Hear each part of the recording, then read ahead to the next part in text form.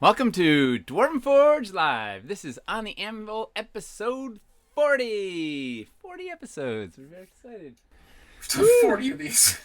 40 and still going. This is the show where we take you behind the scenes here at Dwarven Forge and show you what we're working on, what we're thinking about, what our process is. Mostly we hang out, have a drink and chat, all things terrain, all things Dwarven Forge, all things gaming, all things good vibes only. 2 hours. I'm Nate, and this is Chris, and I don't know. What else do we need to say? I'm Chris, and this is Nate. Also, kind of funny. 40th episode. Also, earlier today, we passed 4,000 followers on Twitch. So thank you for that. That's a lot. That's a lot. Rabbit says 40 in a year, slacking. Yeah. It's not like we did anything else. The show wasn't weekly when we started. It was we did it every other week at first, and then we took some time off before Wildlands. And I think we made up by streaming every day of Wildlands, but you know. Yeah, that was the thing. Like with the month leading up to Wildlands, we're like, okay, we're going quiet for a bit because we got to prepare all this stuff. And then we hit Wildlands, and we were streaming literally every day, sometimes twice a day. Well, but here we are. We made it, and thanks to you guys. Because we've had about 4,000 followers now. It's amazing. Just awesome. It's unbelievable to have such great support and have so many friendly names in the chat. And now we have some of the faces with the names too after our anniversary game, and it's the best. I love this. We're a good community. That's the closest thing we've had to meeting somebody at a convention. As we could have in like a long time. We've got this convention-sized hole in our heart, and we're just filling it with Twitch. Seems like everybody's here. Yeah. Woo! Let's. Should we go to the news? Tonight we're going to talk about the next Kickstarter. That's our big. Yes. But first we have some news, which we have to go. Here we go. Going to the news. News. It's the news. Wow, our in-house band is they're killing it. It's pretty amazing the things that they can pull off in this pandemic. The Dooms. The Dooms. The Doom scores. Yeah. We have a surprising amount of news items compared to what we thought we would have. I guess actually one of them was 4,000 followers, so we already did that. First off, one of the most relevant things. Actually, no. The thing I want to start with actually. Speaking of, the support that people have been showing us over the years.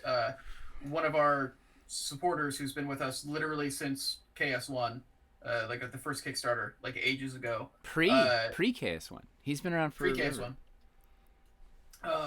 He's been on the forums for a very long time.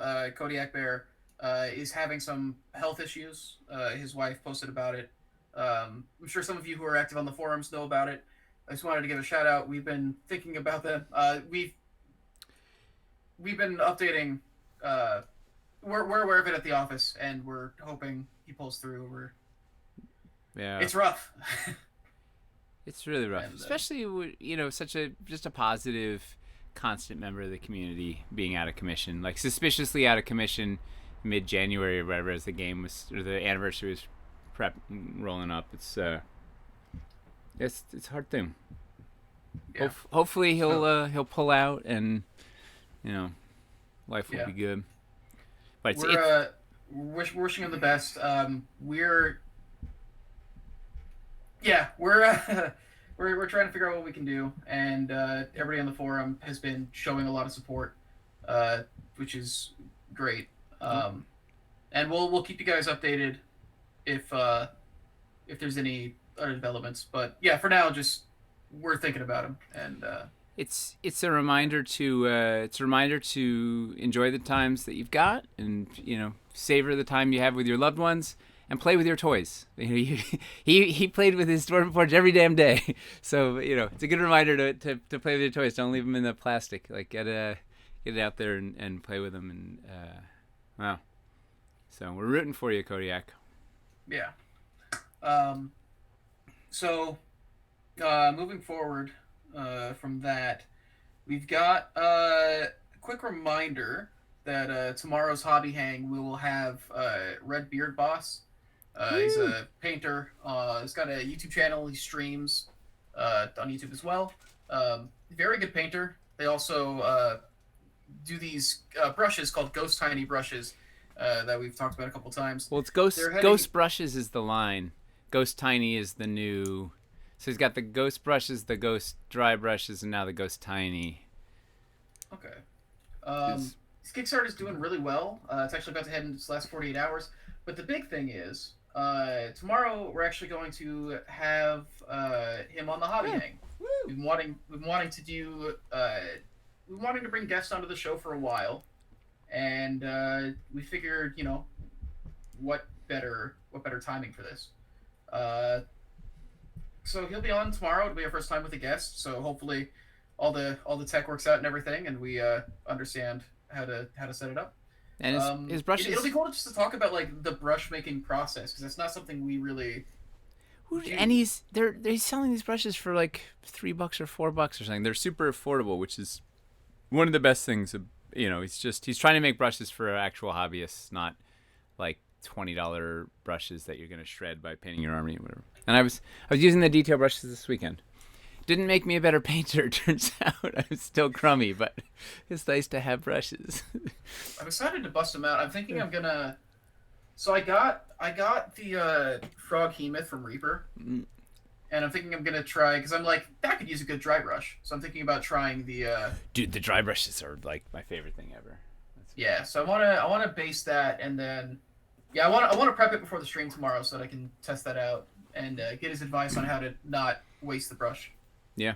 Uh, Well, I think the idea is that they're, because they're a really good price. You don't mind, just use them a bunch and buy 4 of them and just use them. But they look so much cooler than the other ones I have. I don't Yeah. wanna.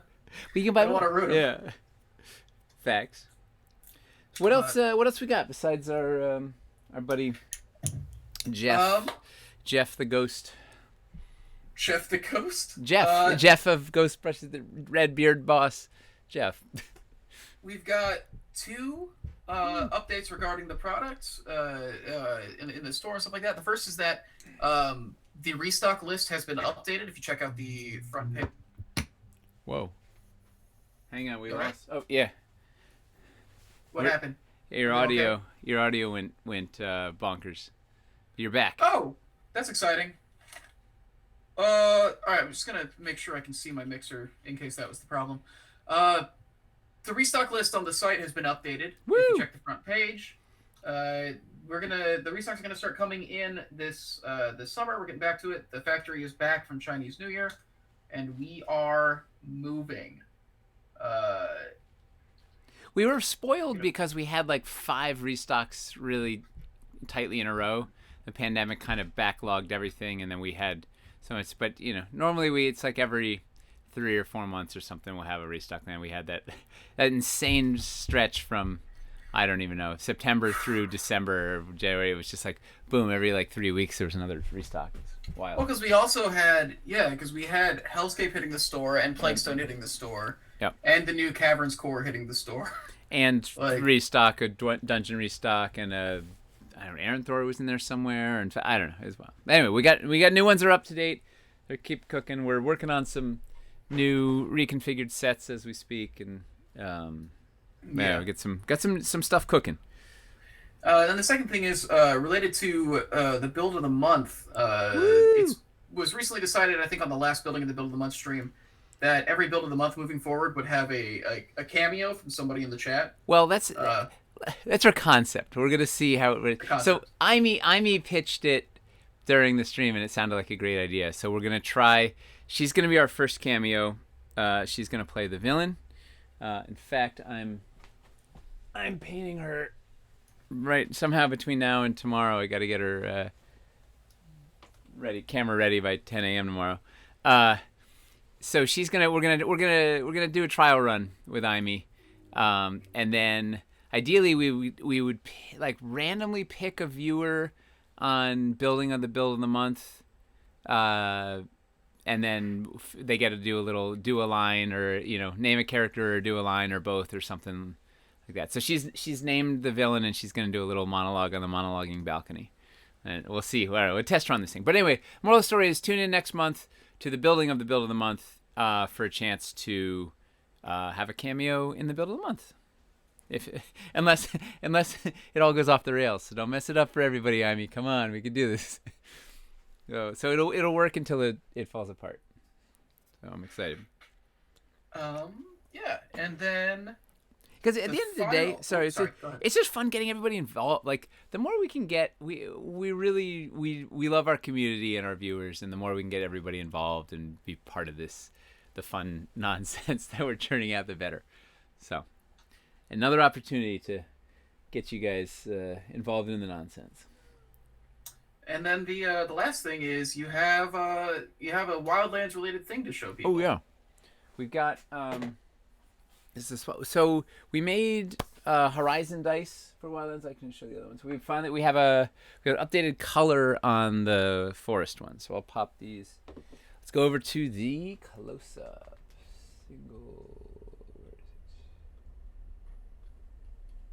All right, so here are. So we don't have all the faces. So Jesse at Die Hard just pants wood. So this was the old. Maybe you can see the difference. This is the old brown. It's subtle, and this is the new brown. And the new one's a little darker, a little more maroon, so you get better contrast against the gold.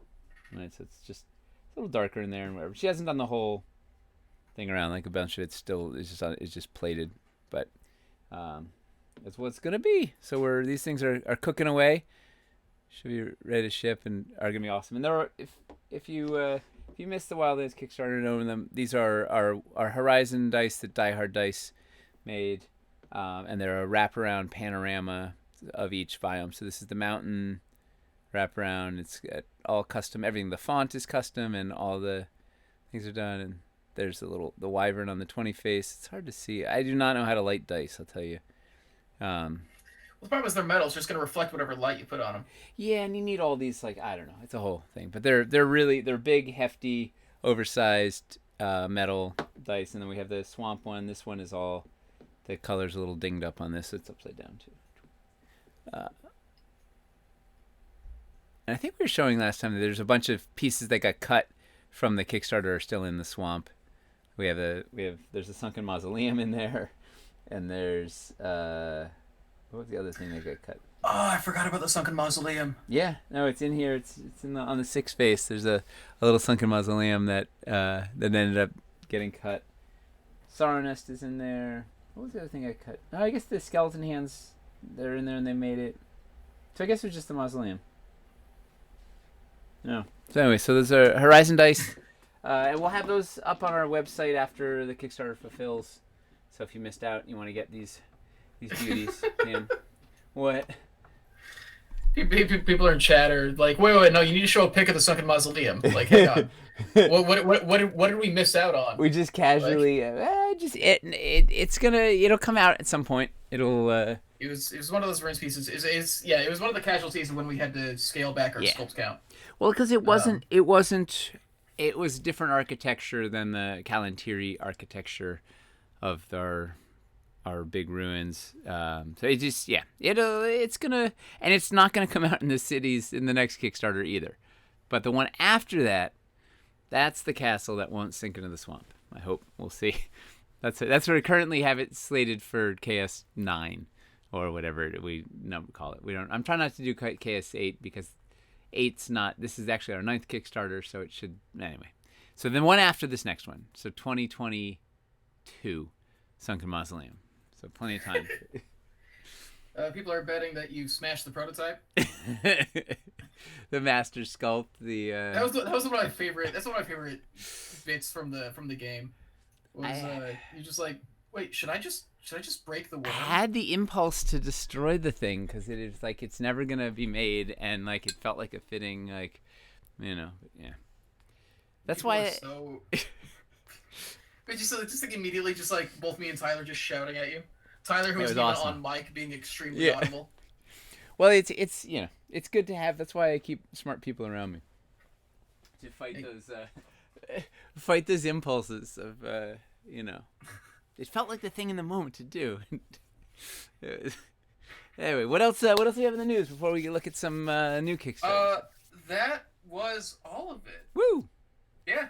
All So right. let's get into KS8. All right. So, we're going to. I don't even know where to start. Actually, it's just. We're gonna assume that nobody knows anything, even though a lot of people have probably ever seen everything. We'll just sort of go over all the basics first, and then we can look at some new stuff. So, we're gonna launch our next Kickstarter. Okay, first of all, disclaimer, and remind me to disclaim again at the end. Disclaimer: everything that we talk about here could all change, right? Everything could change. This is all we have a long ways to go, and we're a very iterative process, and we run it. Sometimes we dream bigger than is reality, and yada yada. So all of this could change. So the fun of the show is sort of seeing the process and seeing what happens and how it goes. So don't get too hung up on, that's the thing they're making, or I wish they'd make this or whatever, because we may not end up making that thing, or the thing you wish you were going to make we do end up making, or who knows. It's all gonna evolve, being part of the process. So our next Kickstarter conceptually is going to launch in October of this year. It is going to be focused on the cities. We are going to primarily focus on two things. One, expanding the old cities, our original Tudor and stone. This stuff in there. I don't have a good wall there. All right, so our stone buildings and our Tudor buildings, to expand out on those a little bit. But even more exciting is we're going to add two new building themes. One is rustic wood, and one is fancy stone, which needs a better name. Let me show you a few examples. Tiny few. All right, here's. Oh, good. I already have it queued up. I'm prepared. Look at this, Chris. I don't even know what's going on. Other than I'm facing the wrong way, but I can come over here. Look at this. No, this isn't gonna work. Hold on.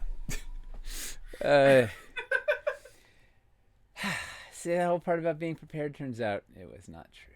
As long as you're on mic, it's Where you could change the camera that's on. Yeah, but I need to see what I'm changing. Yeah, that's what where am I? Window capture. I knew there was a reason I had that face to me. No. Majestic masonry, dwarven stone. All right, there we go. I'm in the front. All right, so, majestic masonry, dwarven stone. Noble brick. So it's not brick, though. This is a sample of rustic, our plain old wood, right? Good for building stables and inns and abandoned warehouses and bandit hideouts and farmsteads, and pretty much probably the most useful line we would have, just wood that you can use everywhere. You would. And then there's some floor samples, and then maybe fancy floor, something like this, a little parquet floor. This was some sketching of how it all came together. All right, so we got rustic wood coming. So this is hot off the presses. We have, show you, fancy stone, something like this on the floor. This is the super fancy side. There'll be a less fancy version. And this is a wall. Something nice clean stones, everything's masoned and whatnot. So we're gonna sort of build out these two new types of buildings with lots of bits. Add on to the original buildings. Everything's gonna be standalone, so you don't need to have any of our original buildings to participate and be part of it. But you can, obviously it's better if you've got a bunch of other stuff and you can add on, but it'll be what it is. We're attempting, we don't know how it's going to pan out yet, but we're trying to do pledge level buy-ins that are not tied to a pledge, but they're rather tied to price points. We'll have bundled, so if there's a $100 pledge, we'll have a couple of bundles, hey, it's the Rustic Wood Tavern for $100, or the roadside shrine for fancy stone, or whatever. So there's a bundle that also corresponds to that price point, but also you could just a la carte add-ons, so everybody can participate in stretch goals. I don't know. We're gonna figure out how the offering actually works, but it's that's the goal, is to try and let everybody participate in add-ons and not be forced into a specific pledge. Have our pledge levels be kind of a bucket amount that it's going to come with these stretch goals, and you can kind of fill up that bucket with whatever you want, and of course go over. That one we'll probably have a whole episode on that as we get closer, as we sort of start getting stuff together and sort of showing out how the bundles might work and whatever, because we're trying to limit our set counts and yada yada yada. Wow, there's this piece of styrofoam just like flying. Oh, majestic styrofoam. All right, so we have. Oh, here's another one. The side of the floor, fancy stone, like that pretty stuff. Oh wow! Yeah. I didn't actually notice that detail before. Yeah, it's new. This is. That explains it. Yeah. Nina's cooking along, making magic, making art. So I think those are the basic. That's the basic umbrella. Am I missing anything in the basic umbrella? Floors or the No, just sort of overview of what we're doing before we start looking at specifics. Yeah. It's basically it. Yeah, the two main materials you covered. You covered the pledge levels, basic looks of the floors, and there are other systems that we could talk about. But... Yeah, and the things that we're trying to improve from the old city builder system are we want better interior options, so you can have little rooms and taverns and inns and thieves guilds and all the cool bits. We want more modular buildings that have more interesting. They're not just big blocky shapes. I've been really inspired by the Tabletop World buildings. Like they sculpt some really beautiful buildings, and man, they are fragile. And they are not modular. But they're really they really do amazing work. So I've been poking at those. They've got really good lines. They know how to do stuff. But anyway, but of course it's hard. It's really hard to modularize something that's so organic. But anyway, we're trying to add buildings with more character, interior spaces, and better multi-level play. So you can move levels easily as a unit for play, and also for building. So you can do some really neat, right, multi-level. I get excited by multi-level. The Z-axis. That's where that's my jam. Like we're going up in space. We're in 3 dimensions. Like we want to really have a 3-dimensional city. Does anybody have questions? Is that like a good overview, or do we before we look at a couple of the specific systems? We got some people asking about whether there'll be magnets in the floors or not. Well, we'll hold that till we talk about the floors, which will be like this is the second thing I think we're going to talk about. Got it. That's a good one. What else? Doesn't seem to be a whole lot outside of that. Yeah. All right, let's go. People are asking about the boats.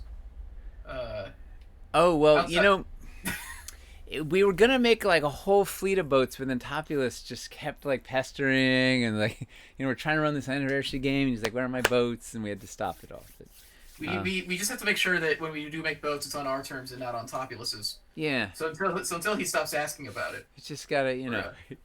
I think I don't know. We're still having a hard time with the KS. The Wildlands boat is really still giving us a hard time. So we'll I don't know. We'll get there. Currently, there are no boats slated, but also there's a lot of things I'd rule out before I'd rule out another boat or boats, if that means anything. So yeah, windmills. So definitely not. No windmill. I can say no hard no on that. But I'm not. I will continue to definitely not say no boats. But currently we don't have any boats slated. But yeah, we will see. We can neither confirm nor deny. But I'm not even being coy. We just haven't it's just not on the list right now. We're sort of working with fundamentals right now. But. Yeah, a boat isn't exactly bread and butter. No, it is awesome. Let's see if we can get the other one. Let's see if we can get the Wildlands boat to work. Surprisingly, we can get the boat to work with itself. It's working with the existing the Caverns Deep boat working with the one we had a prototype that worked really well, and our production model I don't know. It's so finicky to get all of those interlocking. Whose ever idea was to make a modular boat? Just it's real. It's yeah. Anyway, boats. We'll see. We'll see how it goes on the boats. I would love to make a boat. A cool, there's yeah. All right, so let's look at the new system. So, improving. All right, we're going to the. We're swinging around here. We're gonna go. Which camera? This camera. Make sure you take the mic with you when you go. Everywhere Nice. I go. Oh boy. No, there we go. All right. What are we looking at? Who's on first? All right. New systems or Yeah. So this was yeah. the that's right. Our original city builder system, floors, corner posts. You put a wall in this side there. What we're doing now for a new one, and no big change here. Our new corner posts. We're gonna introduce pegs on the side and a peg on the top. That lets you can stack them if you want to double high. Oh boy, this doesn't work, huh? I gotta drill them out. The precision of our there's no play in the 3D printed material, so it's but anyway, you can theoretically you'll be able to stack them on top, and then with these side holes you can do two things. One, you can stick two of them together to make a double post using. Let's see if this is gonna fit. Yeah, no. Did I say I feel like I drilled these out on camera last time? But maybe I could be crazy. Maybe I didn't. Anyway, you can conceptually. I should have found the ones that are. Oh yeah. You'll be able to peg these things together. Gosh darn it! I did the wrong. Are these peg holes the same holes or the same size as the holes in Wildlands? No. These are city builder, floor. Corner post size holes, city builder pegs versus the paired pegs from Wildlands. I can show the. So these are the city builder pegs. These are the paired pegs. These are the paired pegs are the same diameter as our pole accessories, and these are on corner. So basically, these are large pegs and small pegs. So these are large pegs, but there's plenty of small peg stuff that we'll get to momentarily. So the reason that these are why the heck are these large again? There was a logic. I don't know. There's so many little design details. I can't remember exactly why we did the large ones. But the idea is that you can use these as essentially a double corner post to hold your two floors together, rather than having to have specialized double corner posts. And then the other really exciting thing, and this is all. I apologize if anybody's seen this before. We're just gonna go give the quick overview to anybody. We're gonna be able to do like facade type pieces. Oh, that's why we did the large ones, because we could do facades that had little nubs rather than full pegs, so they don't go in all the way. So anyway, we can do like facade type pieces that could dress up the outside of our corner posts, or even something like this.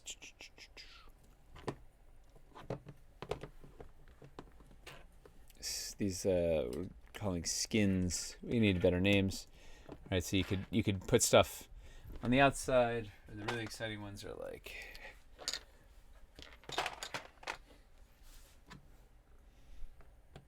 I'm gonna get a little wider so I can have more room to play. Here we go. So you could put like you dress up your corner post with something like this. I could hold up a pole accessory. Yeah. So that's good. That hasn't changed since last we looked. I think that covers our. Oh, and then we'll have some new double high posts that have the holes too, so you can hold them together with the facade pieces. And this is for doing full double size walls. Are there any questions on corner posts before we go to floors? Because there's a lot of new. We got floors are a whole thing now. Woo!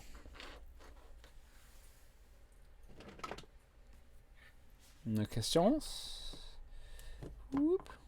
Oh, and that's the other. Oh, this is a better one.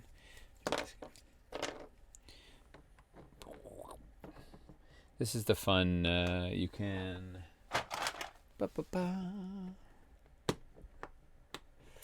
And just to clarify for the people who aren't familiar with our development process, these smooth prototypes you're using, the final product won't actually be smooth like this. This is just so we can sort out the Well, dimensions. these aren't even prototypes. These are mocks. These are Yeah. early, right?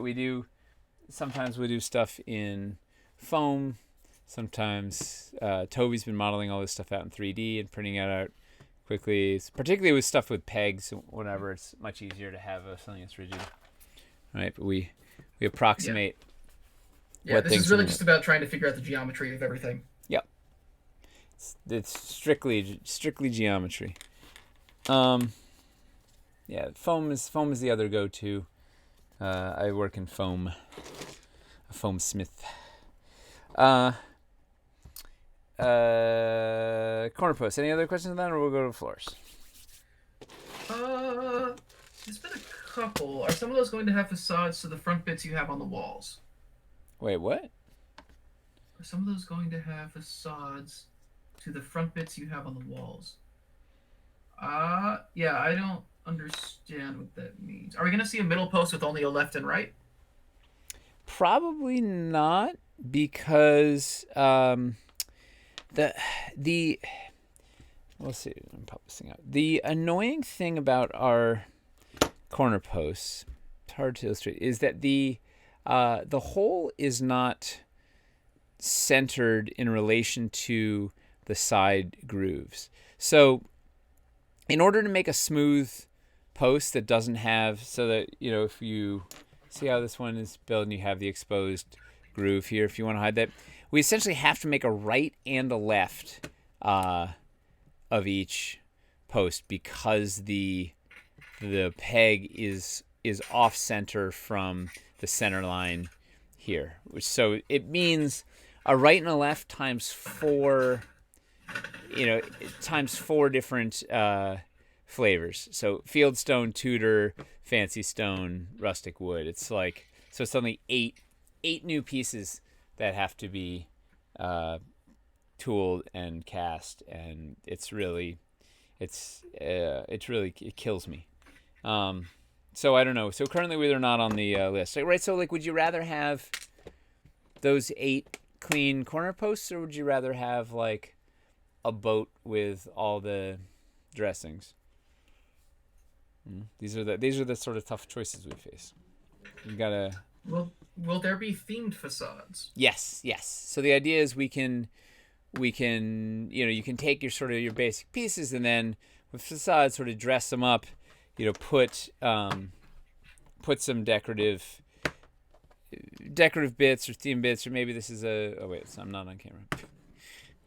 Right, so you could take your plain old walls and you do stuff with either a combination of skins or facades or both, and there could be vines or pillars or cool new pieces of architecture, or an awning for a shop, or there's all sorts of neat stuff that you could do to make your stone into a Gothic manor house, or into a thieves guild, or into whatever. Like, there's we don't even know what they all are going to be yet, but fundamentally the idea was we could do a lot of smaller, more inexpensive pieces to give a lot of flavor, instead of having to remake whole walls and stuff. You could do a facade that can change it, and then it works with a bunch of different things. Because the neat thing with these facades are you can then swap out the wall that's in there and put something different inside.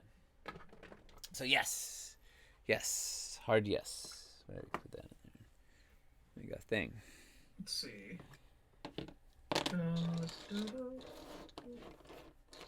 And so far, this is something we haven't run into trouble with yet, so that's great. Because turns out development is basically just running into trouble as fast as you can. So here's another question regarding the V in the middle. This is something I know we've talked about too. Yep. Would it be possible to just make a wooden column that you can like slide over the middle V to make it look like a support beam? Mm-hmm. Like, wait, are you talking about this? They're talking about the V in the center that like juts out into the room when you have the groove in the corner post. These. Yeah. Yeah, we talked about making a like a dressing type piece, right? Like this, a sort of something that could fit in there, that could fit in there nicely, that could dress it, right? So like you could use, one piece could cover, one wood piece, one stone piece or something, and that covers everything. And also then you don't have to hunt for all these weird individual corner posts and stuff. Yeah, so we have a couple of thoughts in that domain. Cool. Yeah, and this also tends to be the kind of stuff like doing some fun little fiddly bits at the end, or even, just getting so fed up with the groove and ending up making 8 new corner posts. Like that's the kind of thing that can happen at the end. Like the first thing we do is kind of break the backbone of it. We want the guts, we want the skeleton of this thing to work, and then we get to do all the fun dressing. So we'll see how it all evolves. It's something that irks Stefan from the get-go, even though he was the one that. Yeah, I'm sure he's very mad at whoever made that decision. Yeah. We could have just had nice square grooves instead of triangular grooves, and it would have looked a lot better. But anyway, any other questions on these before we go to floors? Let's see. Do I have a? I'm gonna do this right now. Let's see. We've got some questions. Whoa.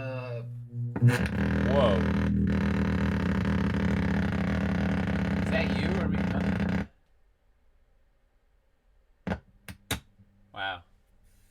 My cat must have pulled out my power cable on the mixer again. Yeah, you went. It was intense. Yeah, that's rough. You were. It was the dubstep remix of your voice. Excellent.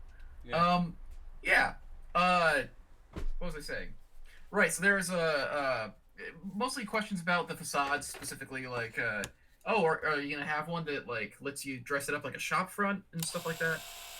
And there's been a lot of ideas that have been kind of tossed around. There's a lot that can be done with it.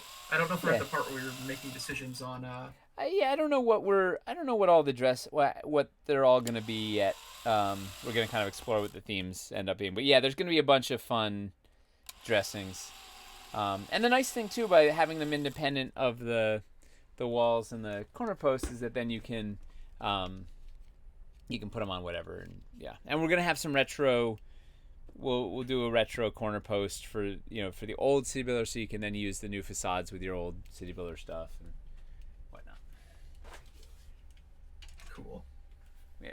People are like, what is Nate doing? Yeah, what piece are you modding right now? It's just a piece of foam. I couldn't find my my floor my floor mock, so I just popped some holes in another piece of foam. This is my existence is just finding things to cut and put holes into and chop up, and yeah. In fact, where's my liking the backwards compatibility? Yeah, we're really trying. One of the things that we're trying to do is we're trying to make sure that like all these new systems that we're coming up with can also go back and be applied to the Tudor and to the stone that we did in the original City Builder.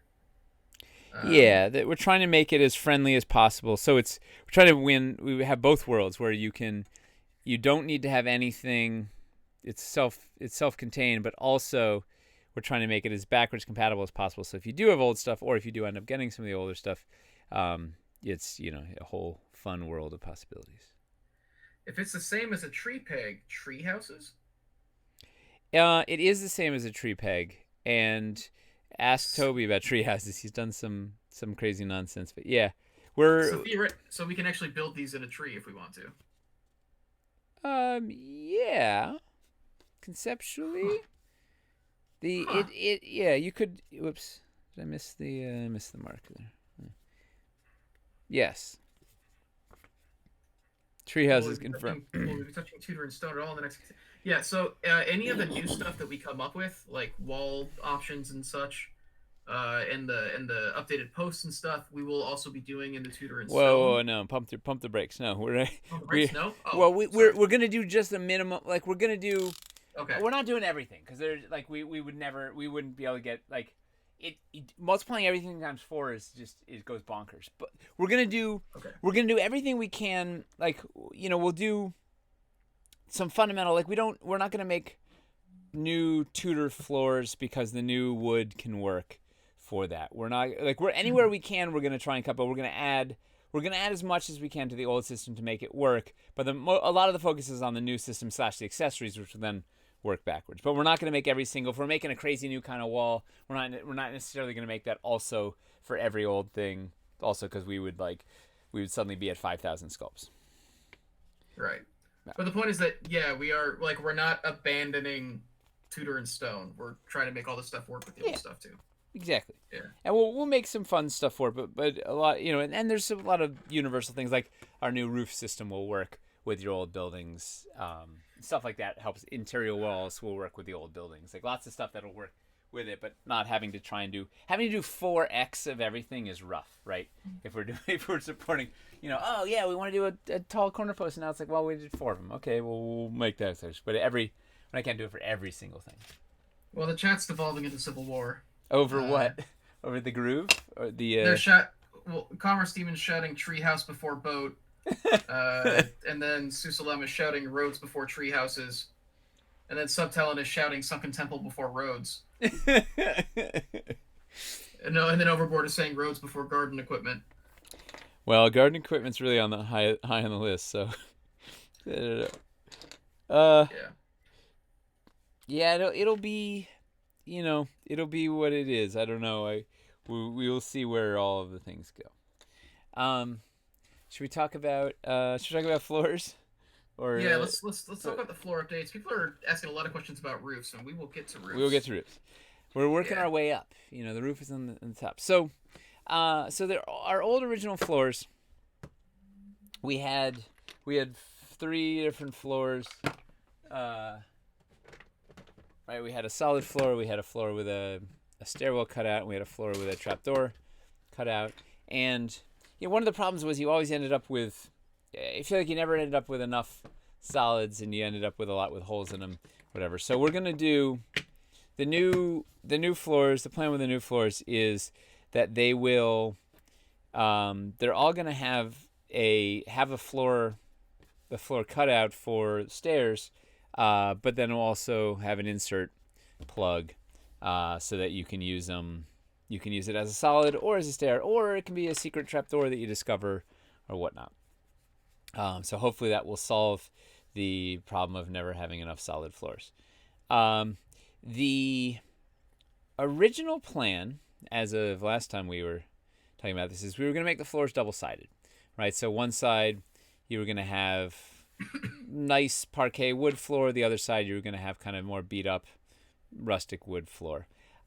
It turns out that it's sort of cost prohibitive, not 100%, but enough that it's not worth pursuing, I don't think. So it was going to, and we don't entirely know all the prices, but based on we sort of pushed the factory to get a bunch of estimates, and one of the challenges is the painting costs, like particularly if we were doing like a really fancy stone thing on one side and a fancy stone thing on the other side, it almost doubles the painting cost because it's 2 intricate painting sides that have to happen, and then the casting cost also goes up a bunch of whatever. So it was gonna be like, instead of being in an $8 single-sided floor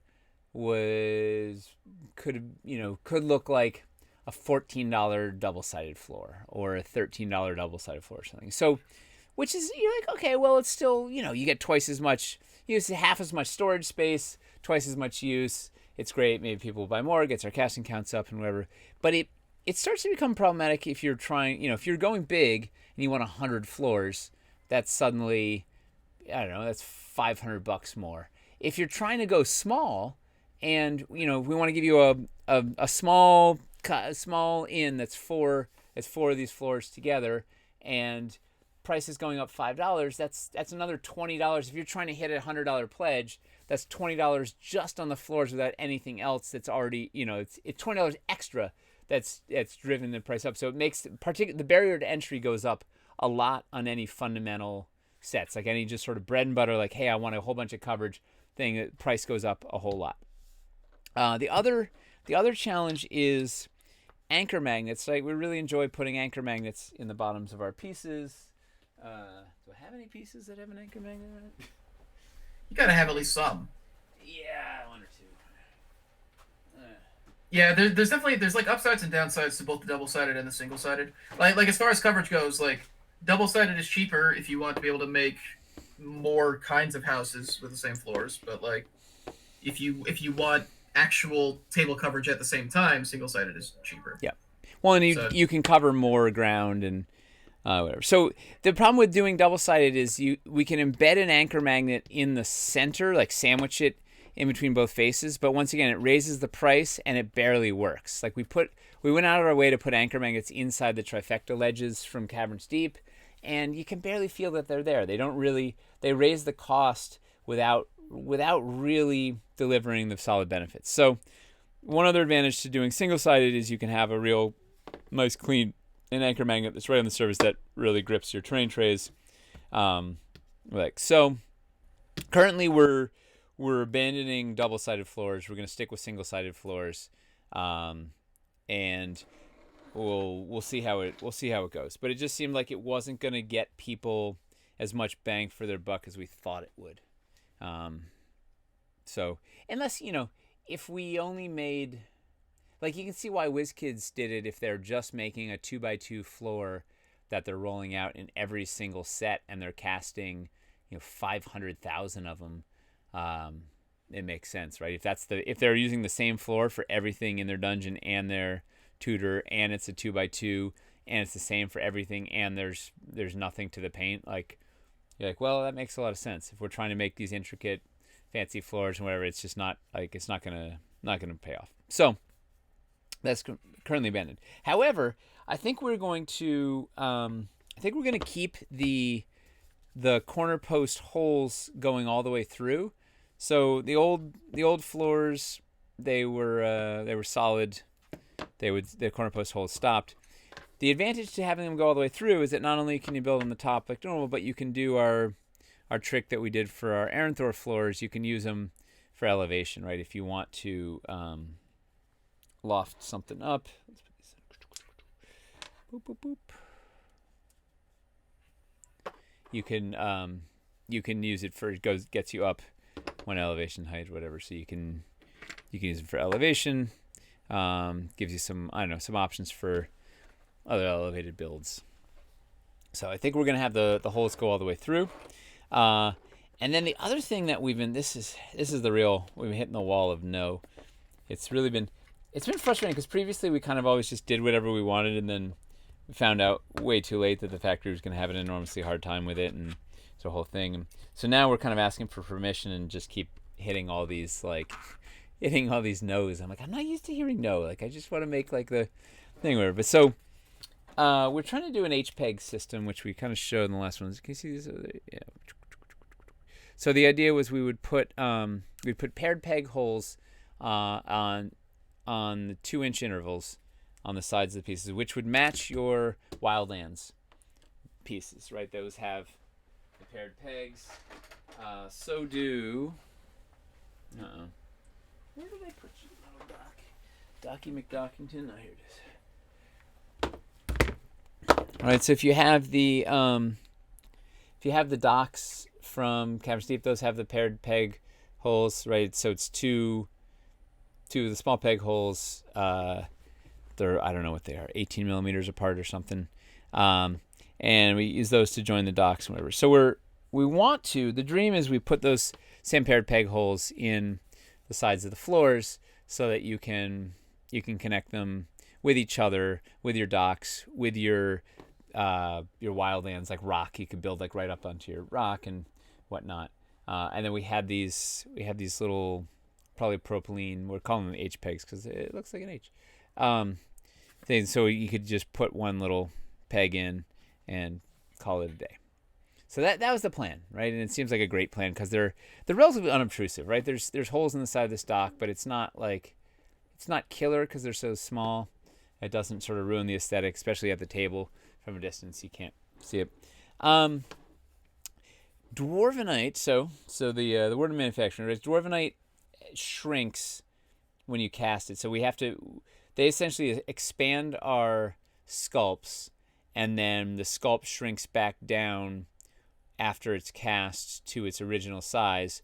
It's about a 3% shrinkage, which is where you get legacy scale versus real scale, true scale, whatever. The problem is, because of that shrinkage, which has a slightly organic nature to it, like you can't control it the way, it's going to shrink. Sometimes it shrinks unevenly. This is actually what we ran into trouble with. We were trying to do square rod holes in Wildlands, and they said they couldn't guarantee perfect squares because of the shrinking. It would get slightly irregular. So because of the margins of error, because of the shrinking, they're really worried about precisely lining up two pairs of holes that all have to be precisely lined up and then line up with each other and whatnot. So we're kind of hammering away at that thing. So that's why Legos are cast in ABS, and the WizKid tiles and Architects of Destruction. And there's a reason people cast stuff in ABS, because it doesn't shrink, so you can have 0.0001 millimeter precision or whatever, which you need. It doesn't feel as nice as, right? The reason we use Dwarvenite is it feels better. It's got to have to feel, this feels like a nice thing. It'll feel like cheap plastic, but it has a little organic nature. That's also one of the reasons our pieces are slightly off and evolve and whatever. So anyway, we're trying to find a solution for the H-pegs, because right now they say it's not feasible to manufacture them that way. Because really it's like, if you're off by, all you need to be off is, if you're off by half a millimeter or a millimeter on this hole, and then a half millimeter the other way on this hole, and so the things don't line up, and then it all falls apart. But we will get there. I don't know how, but I believe we will. But because the goal is we want to be able to just connect. You want to be able to sort of peg all these floors together and then kind of lift the thing up as one unit for your second story of your dock, or whatever. Well, you can see the precision on my prototype's not so good either. It's off by more than a half a millimeter. I think that's everything in floors. Do people have floor questions? A lot of people are laughing at you saying shrinkage. Are pegging things together? Yeah, and there's a lot of there's a lot of questions about the pegs. Okay. About like how to fix it. Saying how do any of the paired peg holes get cast in any of the pieces then, if this is a problem? What's the difference between the paired pegs and the H pegs? Well, that is a good question. So theoretically, there's a little more. Doing one pair, they're not as worried about. It's two pairs on the same surface that they're worried about. They're worried about getting two pairs of pegs on this to line up with two pairs of pegs on this. Versus if there's just one pair of pegs on here and there's one pair of pegs in here, and they don't need to have ultimate precision, they can probably line up. It's as soon as you're trying to line up two pairs of precise pegs on the same surface, that's what's getting them worried. And I think they're maybe being overly conservative, because we've got paired peg holes all over the place in Wildlands, and we did them in the docks, and the docks all line up pretty well. But I don't know. I think they're also worried. So it's eight sets of paired pegs around this floor, right? So it's on every surface. So it's like, not only do they have to make sure that these ones are shrinking right, but it's a lot of controlled shrinkage in every direction, which these are life problems. Two other interesting questions I think we should answer. Would it be possible to put a floor magnet in the center to hang to do magnetic accessories like hanging chandeliers and such from the center of the floor? Yeah, we'll probably do a singular anchor magnet in the middle. The reason we did corner anchor magnets like on the Wildlands floor stuff is for those stilts, but because these have the City Builder peg stilts / the pegs go too far down the corner, we'll probably do a single magnet in the middle. But I don't know, we'll see what makes the most sense. But that would be cool, a hanging chandelier. Although the problem is it's really hard to play unless you're using a double high. Well, it's hard to have a chandelier in your play space that you can actually and actually get It's one of minis. those things where you're weighing like how cool the effect is with how often you'll actually get to use it. And don't think I haven't mentioned an LED chandelier in our development meetings. Like, We a chandelier came up a lot actually. Like every time there's been a meeting about this, yeah, chandeliers are cool. what? Who doesn't want to swing off a chandelier and kick a villain in the chest and like like yeah, it's there. Oh, are there plans for the little stopper feet thing still, or do we not need that now Um, that it's not double sided? we probably would just do stopper stickers, rather than stopper feet, so then you don't have to fiddly them in and out. They would similar to how these have. We have the little stickers on here. We'd put the stickers probably off center. Oops, I can't show. Something like, I don't know. Then a lot of people asking about getting like 3x3 or Mm. 4x4 or 8x8 floors, like just Three. Well, larger three floor option. 3x3 is bonkers because it doesn't work with any of our floors. So we're gonna do. Currently, our plans are for a 2x2 that has a cutout, and or a 2 by what is this 2x4? So 4x4 with cutout, 2x4 with cutout, and 2x2 is the current floor family. We haven't talked about larger. But if assuming we can get this HPEG system or some similar system to work, I don't think you'll need large. I think I think these things will work great, and you won't need larger ones at that point. But we'll see. I think with the 6x6 and the 8x8, especially with the 8x8, it's talking about it being like specialty floors where it's like, oh, this is like a big fancy like ballroom floor, or Right. like some kind of like elevated like special set piece kind of Yeah, floor.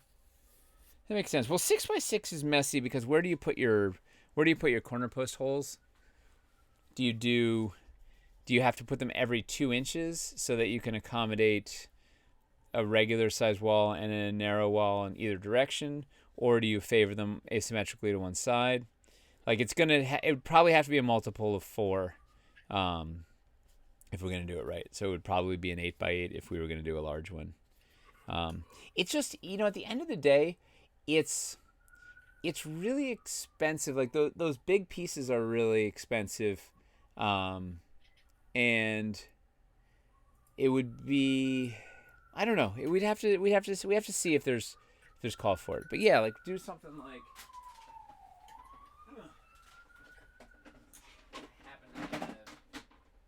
2x8. Stop. It's the 2x8 floor. Yeah, Let's like go. having a big special floor that then had corner post holes. Yeah, I don't know. We will see. But there maybe there's something to be said for one fancy thing. Although, how often are you going to use it, right? Like that's the other thing is where versatility and modularity is where everybody seems to be asking. So I'd rather give you a whole bunch of cool. I don't know. I'd rather give you some decorative bits that you could use for the really elegant. So here, if we've got these two different stone designs, you could use the really elegant stone, 4 of those really elegant stone bits in the center of some regular stone floors, and then put some fancy thing in there, and that might get you the same effect with using pieces that you could use or other things. I don't know. It is. I'm also. All the pieces were. Hello. All the pieces were so big in Wildlands. I'm like, everything I can think about now is like, what are the smallest pieces we can make? Because it was like, Wildlands was just such a bear.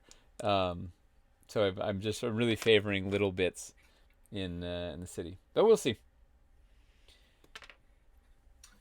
It's a good question. It's 8 o'clock now. Do you want to move Ooh, on to the next thing, or do you want to do fan build and giveaway let's real quick? do fan build and giveaway real quick. All right. What's a good? Let's see. Then we'll have a question we can do after as well, because there's a good question that just came up. What's a good word for the giveaway today? Shrinkage? Shrinkage. Definitely shrinkage. All right, hang on. Give me a few seconds to set it up. If you aren't aware, we now actually do our giveaways internationally. It is not just US anymore. The way it goes is if you're in the US, you can choose either between a starter dungeon or a $50 gift card. If you're international, you can win a $50 gift card. You Let's can see. say that again. That's exciting, right? We're It is. we're letting It's international people participate. Like, cool. All right. The keyword is shrinkage. Go ahead and type it in now. It is active. For the chance to win a $50 gift card or a starter dungeon if you're in the U.S. and I will. Poof! Let's look at our fan bill. Look at that. Yeah. So Lava. some of you might recognize this. If you watch the anniversary game, this is an expanded, improved version of the Grave of Snakes build from the anniversary game. Ogre updated it to be a two-player competition. You can see down at the bottom there, like that's just an actual basketball court for 2 players on the bottom. Oh my god. Yeah. Are there It's, little orange? What are the little orange balls? Those might be what you need Beads. to throw through the hoops. Maybe. That's a cool. It might just be decorative. I love the lava thing in the middle. So let's look at these pictures.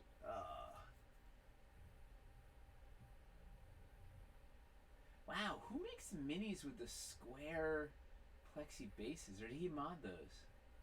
Those might actually be. Yeah, because it looks like the point of those is for those to just kind of look like they're not there. Yeah, it's cool. So that seems like a. Yeah, I haven't seen those before. That might be a mod. I love this glowing lava pit in the middle. It's just absolutely epic. Oh, look, Sasule's got the basketball on her flame. Yeah. Oh my God. You know what it is? The orange and the green work so well together. Oh, you're off mic. Right. But yeah, you say you're really enamored with the just all little details. Sasule having her basketball. It's the glowing lava best. pit. It's the best. The green and the green light versus the orange light. Sasule with the basketball. The mini bases. David Moffat says he has a bunch of round, clear plexi bases. So I guess this is a thing that people have been doing, and we've just been completely oblivious to. Huh. I've got them for building our own flight stands for the driftstones, but Yeah, I've never. The basing has always been like part of the mini experience to me. So the idea of like making the base something that you just don't think about never crossed my mind. is this a custom built frame? Like, look at the wood frame around the thing too. It's like, I don't know what's going on there. Very well might be. Yeah, this is just awesome. Yeah. The best. It's a very impressive looking build. Yeah, it's awesome. But yeah, I'll tell you what, it's a lot of that's a lot of Sasule, a lot of Jade.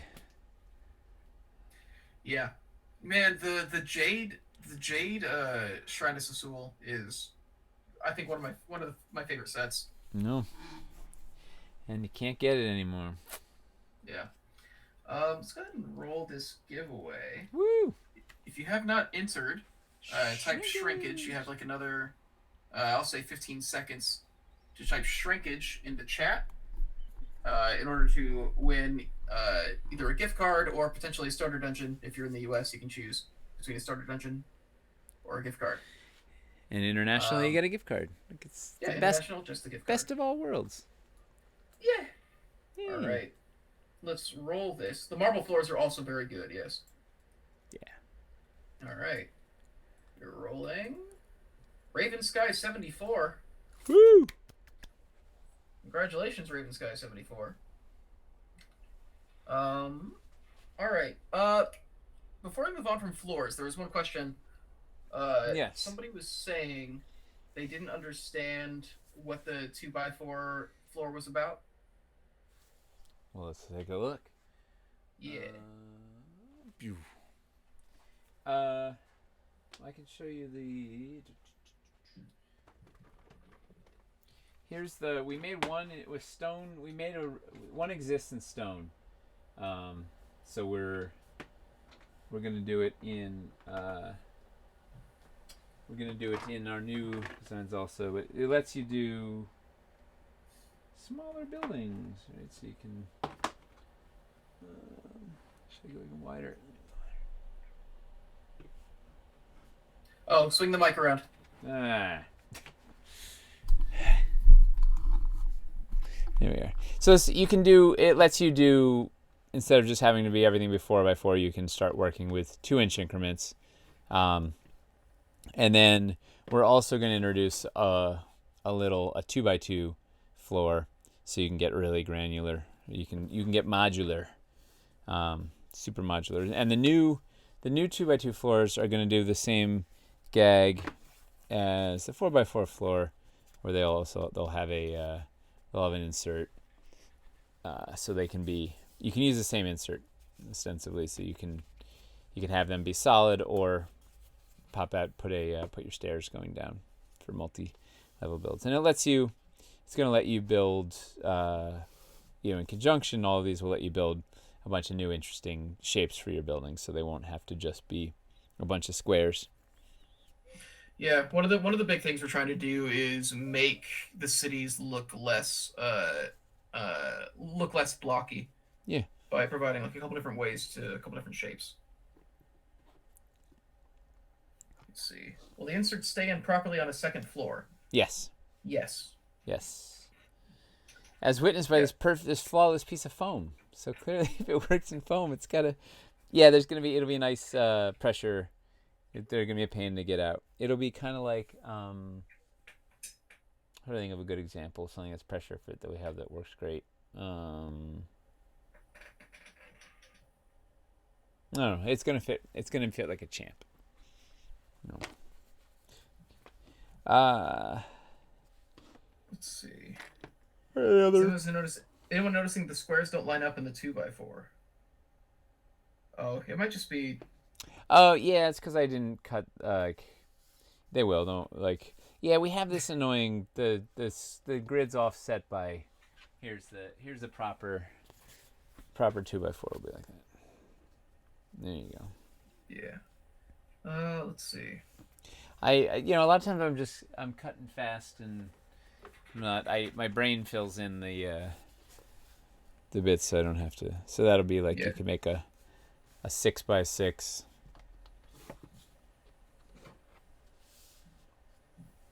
Let's see. Will there be round walls? Probably not, just because of roofs. That's fair. But the roofs are a whole discussion in themselves. Yeah, but I don't know. We will see.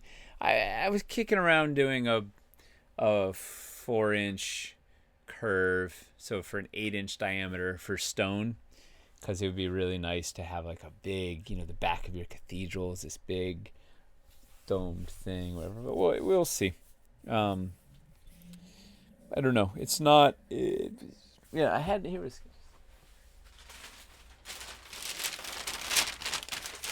I literally have it here. Oh, you can't see it in here. No, there's sketches of potential. Yeah, you can't see them. Bunch of curved options, invisible to the naked eye. I don't think it's not currently gonna happen, but who knows? We got a long way to go. A couple saying you can use stuff from castles to mix in with it to make round walls. Yeah, but I wanted to do an 8 by, like a big 4-inch radius piece of this with a curve. So you put two of them together, it'd be an 8-inch diameter. 8-inch diameter would be awesome. Excellent. Let's see, what else? Should we go to the next thing? What's next? Yeah, let's move on to the next thing. If there's any other good questions about floors, I'll bring them up later. We have a interior wall system that we're working on. There'll be freestanding interior walls. They'll have a piece of metal and a little magnet, so you can stick them together for extra stability. And I actually can show you. There'll be a couple. They'll be fun, fiddly. You could also conceptually just use these on like a terrain tray. Right? If you had, let's say we had we gave you like a tavern floor thing or whatever, you could build out rooms like on a terrain tray without everything else. Seems like a affordable option. It's something you can do. And we have a picture of one. Let's take a look.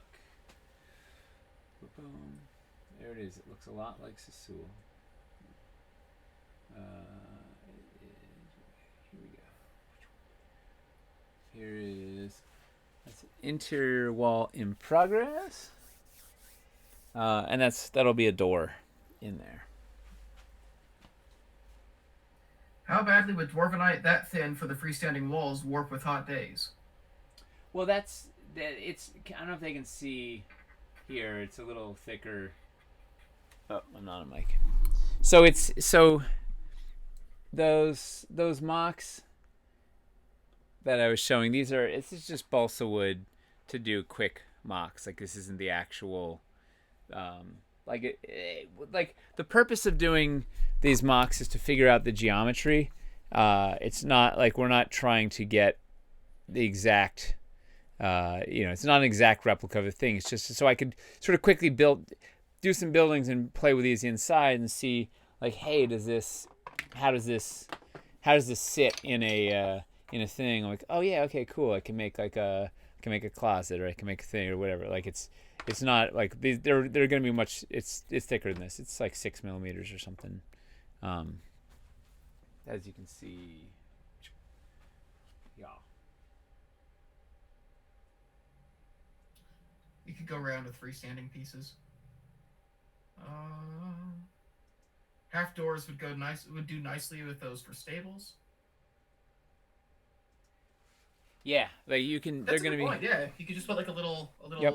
half door in there. Or you could theoretically turn a. You could also turn. I don't know. We'll see how it works. You could theoretically turn one sideways to do a thing, and like. Those seem cool to use in dungeons too. Yeah.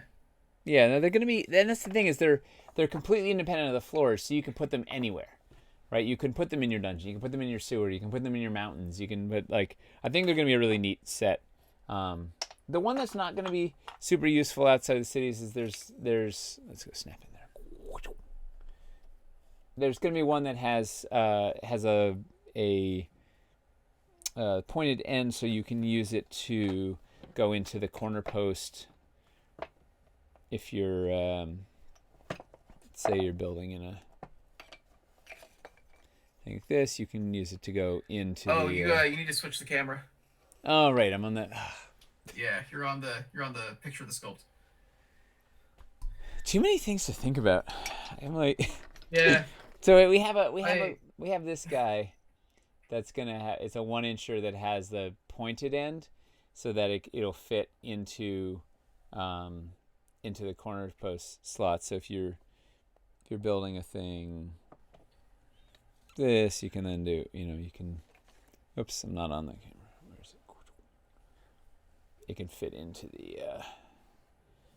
Ooh, you know what I'll do? Let me try this other. I rigged out this other camera. Let's try it. We'll go to the. For asymmetric pieces, will both the top and bottom be textured? Asymmetrical. Yeah, they're all. Oh, so that's the other. This thing. Whoa, wait. Oops, I'm on the Vorpal arm. Wait, are you running your phone in? No, it's a webcam on the Vorpal arm. Okay. With a furniture clamp holding it. It's classic. They make actual webcam mounts that you can put on those arms. No, that's civilized. All right. I like to feel,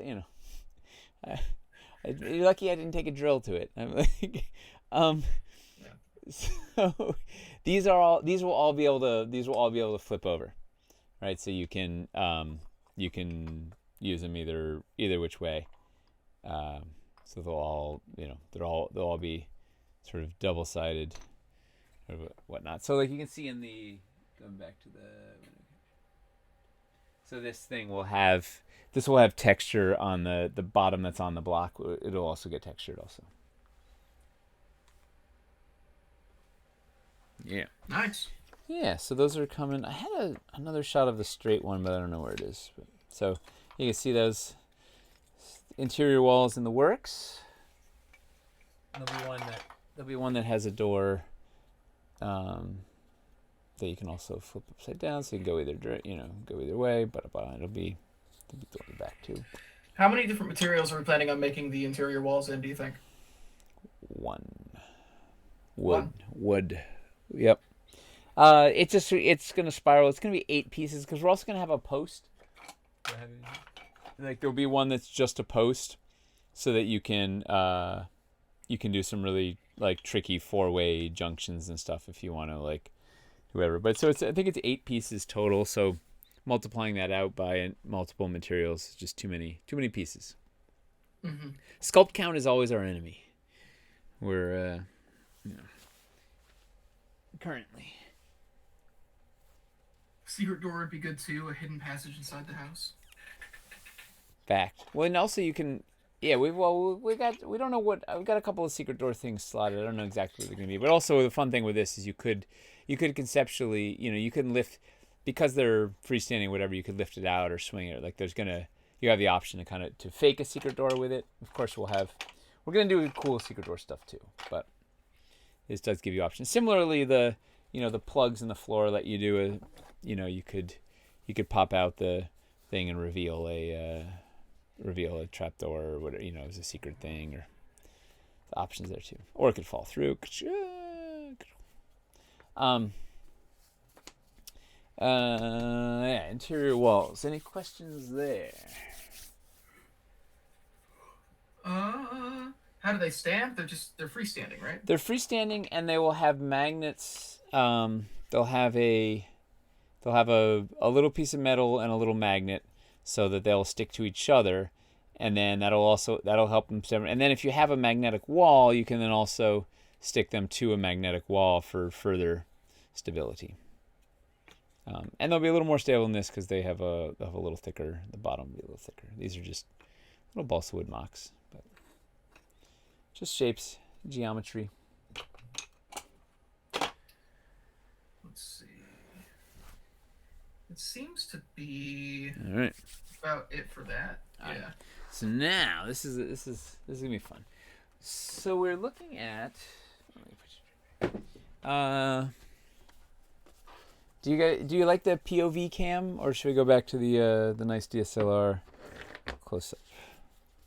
I think when you're demoing it like this, like letting them see it the way that you're seeing it is best. Okay. DSLR is good when you're doing something larger. All right, so we had, where did it go? V1. All right, so diagonal wall, or something. I wanted to break up the squares, so diagonal wall seems like, hey, this is the thing we want to make. Initial design, I don't remember what we showed. I think we showed this on a previous, last time we were talking about it. I don't know, can't remember. The character corners. Yeah. Yeah. So you showed them last time. So this guy was the V1. It was working. It was fine, right? Doing what it needed to do.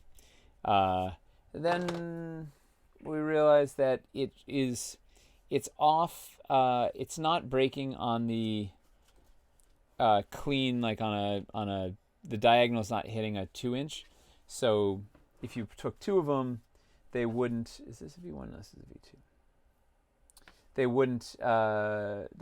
They would knock you off the grid if you're trying to put 2 of them together opposite each other. So version 2 became this guy, which was now cut. And don't worry about the grid. It's it's easier for me to do initial mocks with the true grid and then do a secondary mock with offsetting it by a 1/2 inch because it's mind bending. But anyway, so this is cut clean on the diagonal so that if you put 2 of them together, you stay on the grid, and staying on the grid is the thing, and also it means like you could theoretically you could have a backfill piece that could then be like is a perfect half a triangle and whatever. It's kind of nice. However, the things I run into trouble with is we want the little diagonal too, right? This little guy is I love this little guy, right? So this one takes the where's our narrow? Like 100 narrow walls. So this guy takes a little wall and then works really nicely with like your little floor, or if you're trying to do a run around. Whoops. Where's the other one? But the problem is, so this guy, once again, also doesn't. So this is the clean diagonal.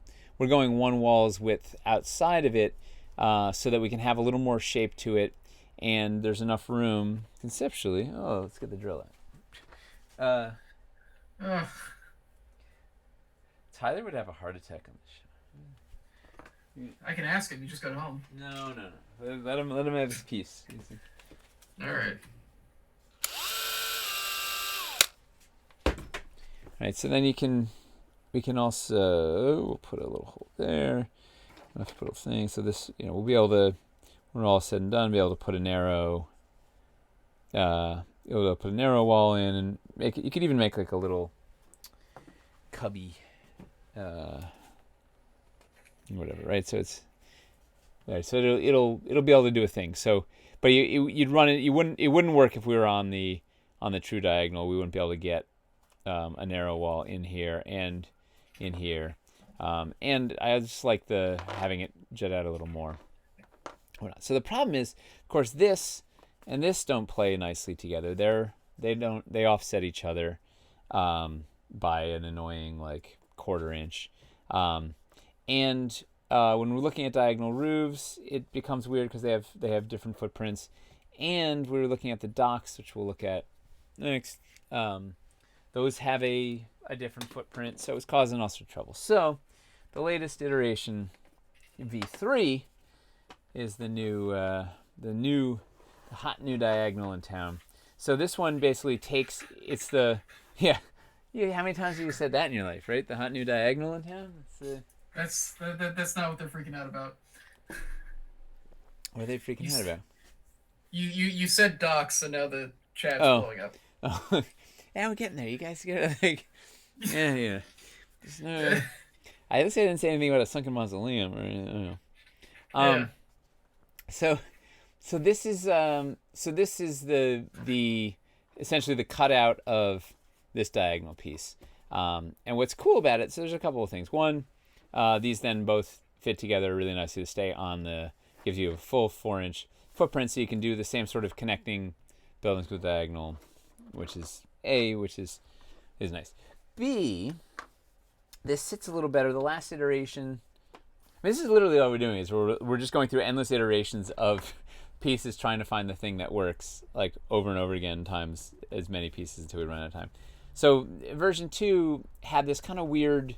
Because in order for the wall to fit wherever, you had to sort of set it back. So there's this kind of weird, this weird step up, and the whole thing. The geometry was a little wonky. We were trying to chalk it up as like we can make it some cool character, but it's felt a little wonky. But now we get this guy goes. The wall gets right up to the edge there, and then these will, and I didn't do it with a mock. These will go right up to the edge there and be nice and clean, but. It's a kind of it looks cooler, particularly if you line these guys up and do like you could do like a neat run on the outside of your building. But the best part is, this was a classic Toby. He's like, well, we can put the holes in here and then attach our. Do I have another?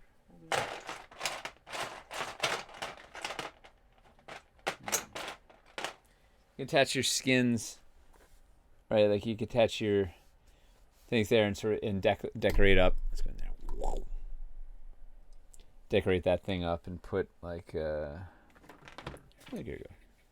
Right, or whatever. There's a variety of any of these skins you could then put on the put a thing and sort of flank your door. Let's put a door in there. All right, so you can have your cool entryway with the things, whatever. So that's pretty exciting. And of course, also it looks really neat if you put like, we've got you got the pair of peg holes there. You can drop your dock in there. In fact, it fits in with the pilings nice and clean. So you could do a cool, I don't know, exit out to your diagonal dock if you want to do that. Here's a really neat one. I don't have. Let's see if I have the. I don't have 4 of these. You have to pretend. We'll use. What? Everybody's losing their mind. So then you can imagine if you had 4 of these, you can do a cool offset corner thing, right? So like that cool diagonal parapet feeling thing that comes out the side of your building. That thing, which is pretty neat. Although the roofing on that gets a little trickier, but we'll talk about it in a sec. And so when roofs, and then when you get to roofs, these things really shine when we get to roofs because there's some neat stuff you can do up against the side of your building and whatnot. Right? You can do right, so you can have this like as an entrance on the side of your building, and we'll put some roofs up on it, whatever. But we will get there because we're gonna have a little door. This is gonna be wild. We're gonna have a little door that fits. Will be a narrow door that slots in like this. So we'll have a solid and a door and a window. So you have some options. So anyway, so this little guy and version 3, this little guy, they play super nice together. Also, just good for interior walls too, right? You could do a whole interior thing, just like breaking up your building in interesting ways. There. What else in diagonal? I think that's. Any questions on diagonal? Big and little. Man. Most people are just like talking about docks. Somebody's saying, "Man, we'll need a ton of diagonal sidewalk pieces." Well, yes, theoretically you'd only need 1, right? You would like if whatever we do, you just need this 1 footprint. Although I guess this thing needs its own exterior. Yeah, that's an annoying. Something to think about. What's interesting though? The negative of this is the positive of this. So the piece that fits here, the same piece that would fit, like you'd essentially make a full sidewalk. The 2 halves of this would make a full sidewalk, and those would be the pieces that would get you on this. If that makes sense. I guess fundamentally our design principle on these we're focusing everything on top of rather than in line with. So like we're not going to do a whole bunch of new street tiles in the style of the imperial streets. We're much more focused on putting this stuff on top so we can have these really irregular buildings. So you don't have to necessarily pave it all in at the building level. You can lay down streets and then build on top, if that makes sense. Cobblestones beneath. Any diagonal questions? Oh, here's our new wall. A lot of people saying this looks really cool. Streets of sidewalk banks. Yeah, most of it is just asking about the streets or the sidewalks to accommodate it, which I think we just kind of went over. So you do sidewalk texture on the backfill as an option. That'd be interesting.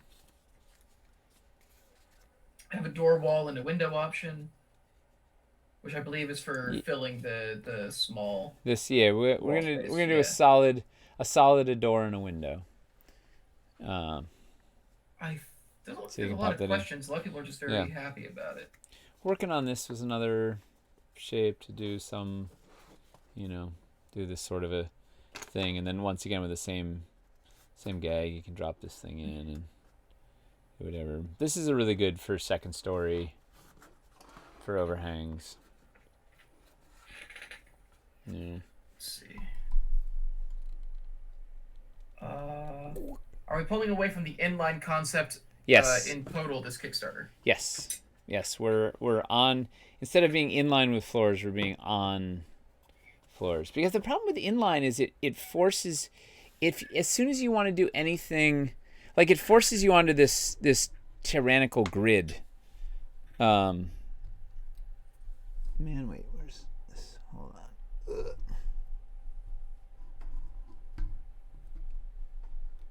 There we go. Yeah, it's like trying to build inline with 4x4s just forces you to be on that. Like, what if I want, what if I want my buildings to, what if I want it to look like Barcelona and the buildings are just, they're cocked askew a little and, they look real. It gets really hard to try and do all, accommodate anything that's not a square as soon as you're building everything inline. Window slot for different style windows, an arrow slit insert. Maybe? Stained glass window inserts confirmed. Asked Nate if that was a modular window slot. Yeah, wait and see on that one. I guess I shouldn't have shown that yet. Yeah. Let's see. Confirmed. The grid of tyranny. Would short wall inserts be feasible on the larger diagonal piece where it's currently solid? Yeah, it could. It starts Swiss cheesing a little. Like we could do. This was another shape we were playing with. Right, so like if you could do something like this where it's just these little bits and you do. Wait, all right, there we go. It starts getting dicey because we have to have. So it works well on this. This is upside down. But I don't know if it bloop. I don't know if it would work as well on this. The challenge is I think I think they run into the diagonal. It's the problem. Yeah, because this needs to sit. I don't think it was feasible here. Without doing a whole new weirdo set of specialty posts or something, no, because it wouldn't even fit. Yeah, I don't think they fit there. I think I already went through this. Yeah, no, that's a problem. No, does not fit. It would fit in something like this, but not here.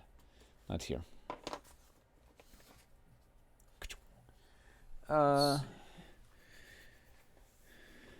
else was I doing with character corners? Yeah, we're trying to, like, this sort of stuff lets us bring some more interesting character non-squareness to the buildings that I'm pretty excited about. Oh, and then wait till we'll look at it with the roofs, and then things get really exciting. Oh, and well, yeah, we'll get there. We get there. Very, very much. There's lots of potential gets opened by this stuff.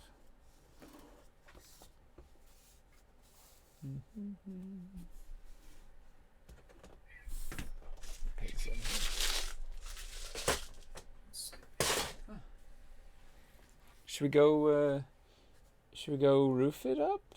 Are we? We could hit the roofs. It's 8:34 currently. Oh boy, we're probably gonna run out of time for docks. They would skewer us if we didn't cover them. We can hit roofs real fast, maybe. No, there's stuff to talk about through. Maybe we don't do a full demo. Yeah, we could just call it a night right now. That's a good idea. Yeah, I think you're right. Actually, it seems like people have had enough. Where's what do we get? Okay. Roofs here. So, all right. Let me get we looked at this last time, so we won't. Hang on. Let me clear out a little bit of this.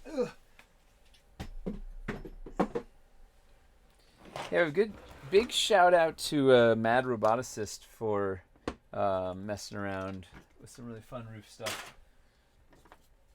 It's been doing the Lord's work. Yeah, we've been looking through. He's been 3D printing just a bunch of stuff and playing around with it, and It's cool geometry. I've been showing it to Nate and Toby.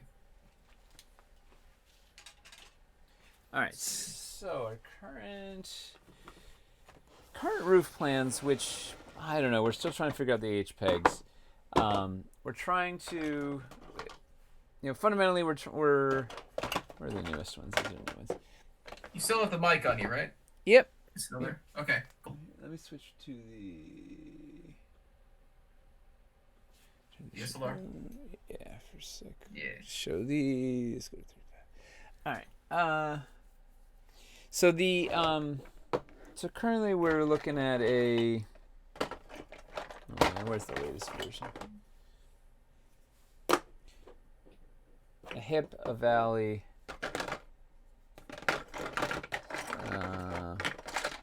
I've got a lot of versions. I don't know if I have the newest, but it's close enough. A straight, a hip, a valley, as the fundamental building blocks. With the idea being, we want to let people build roofs as modular as the buildings beneath them, right? So you can cover your buildings with stuff. So since last time, we've added a diagonal in the mix. To cover, I'll show you how it works with it works with both those, the big and the large diagonal wall. So that's huge. And it also just looks neat. It gives you some fun other options. And then we have we're still considering a shallow pitch like shed roof. It probably wouldn't be a whole system. It would probably just be a singular, but it lets you do a bunch of fun stuff. This one has tape on it so that because I was indicating where the new holes were. We're still figuring out the whole system. It's a whole thing. So fundamentally the idea is that these would peg together in some sort of system. There would be a way so you could essentially build them into units that you could lift off as one thing. And they sit on top of each other, cover up the layer below. Let's see, where's no streets.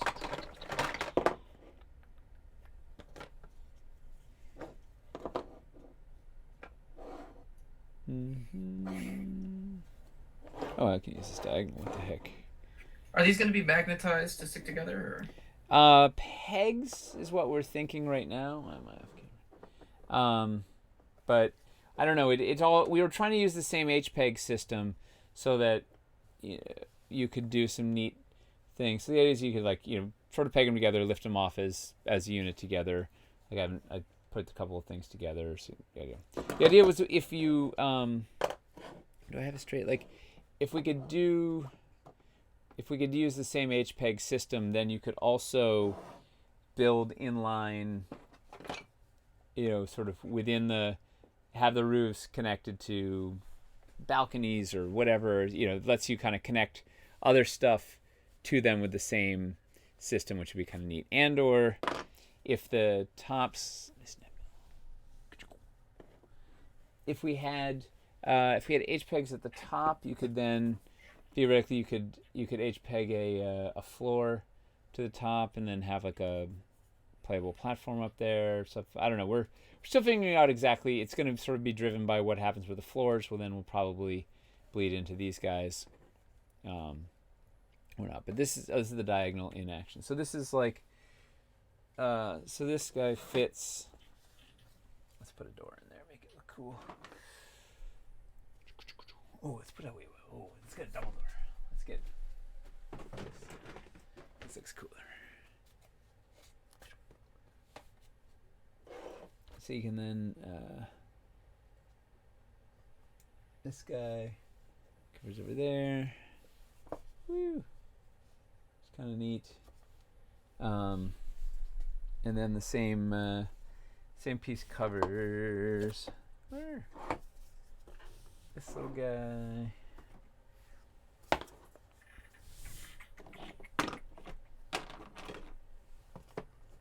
Boom, boom, boom.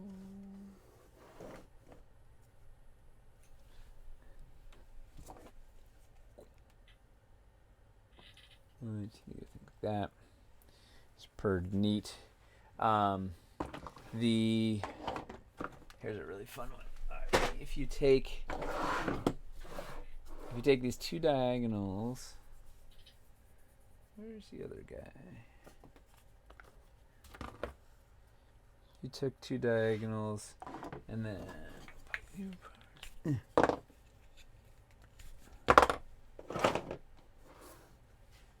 well, let's go POV. All right, so if you're doing a thing, maybe your door's in there. Let's put this over here. It's like your mud room. Right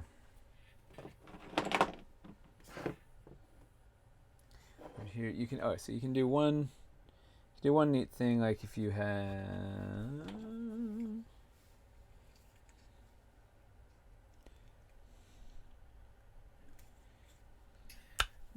People are asking if there's going to be a flat option for the roofs. I don't understand a flat option. Like to have to be able to level out the roof up top to have a spot you can stand on or something. Well, yes, we're working out like that. What I just showed before, right, where you could theoretically, we want to be able to peg a floor to it. Why is this not staying up? Oh, here's. So you could build flat, but then we're looking at exploring a widow's walk and ways to make the roofs playable.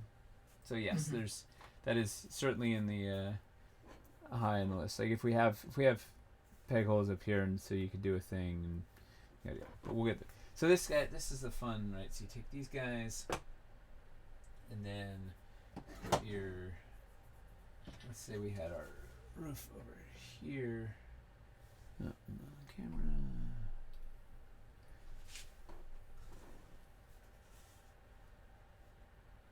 Man, it's so much easier when you have a camera operator just following you around rather than having to be aware of where you're doing things. When you actually have somebody who can handle the production.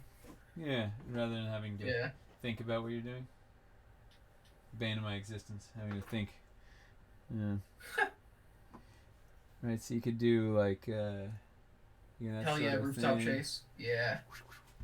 Yeah. Did you move Mike? Yeah. No, I'm just maybe the levels are a little low. I'm off. Might be, yeah. Let's see with that. All right, so that's diagonals, the valleys, straights, the hips, and basically these same pieces let you cover pretty much every bit. Oh, so this is the new one we're looking at. Where is it? Which we didn't put in the thing was the little topper. So right now the weakness with this is you can only do 4-inch increments, which kind of defeats the. You can sort of do. You could do going one. You can't go off by 2-inch increments in both directions. So like I could do a 4x6 or a 4x10, but it's hard to do a 6x10 or a 6x6. So because these all need to be paired. But if you bring in this guy, then you can. Let's say you've got a building that's 6 inches across that then is going in some increments to the other direction. You can do, where is it? Where? What am I going to put that on? I need a window door. Boom.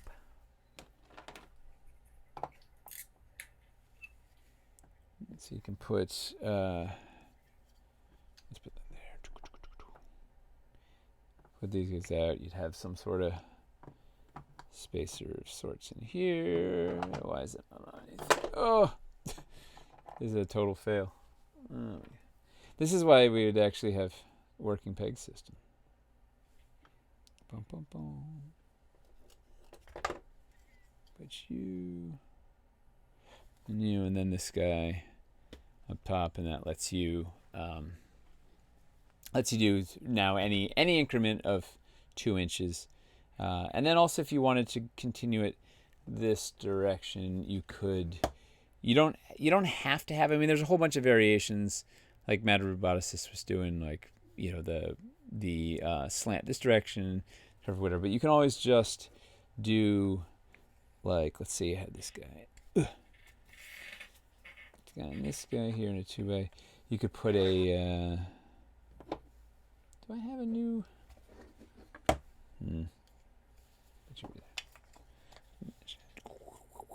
You could build up to it like that, if that makes sense.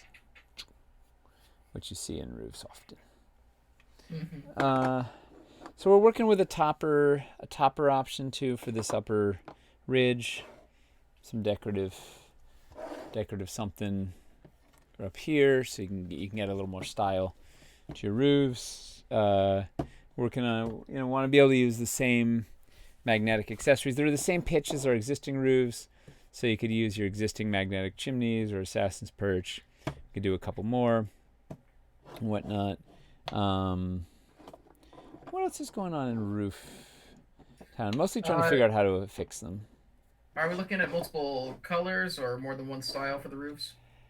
I think one style, two colors is what we're talking about right now. Because it's turning into a few pieces. We lean towards doing 2 paint schemes versus more sculpts, because it's gonna be a bunch. Oh, it's because haha. Did we show this last time? We were looking at this sort of a thing, a decorative leading edge, so you can have a cool overhang. I don't think we showed that. Maybe we did. Something of the sort. So, by the time we already have, 4 pieces plus a shed, plus this, plus another one, plus some toppers. So I'd rather just do a couple cool options of decorative bits and then have 2 paint schemes, and it gives you. Apparently we did show that. Okay. Everybody is sad that we won't have thatched.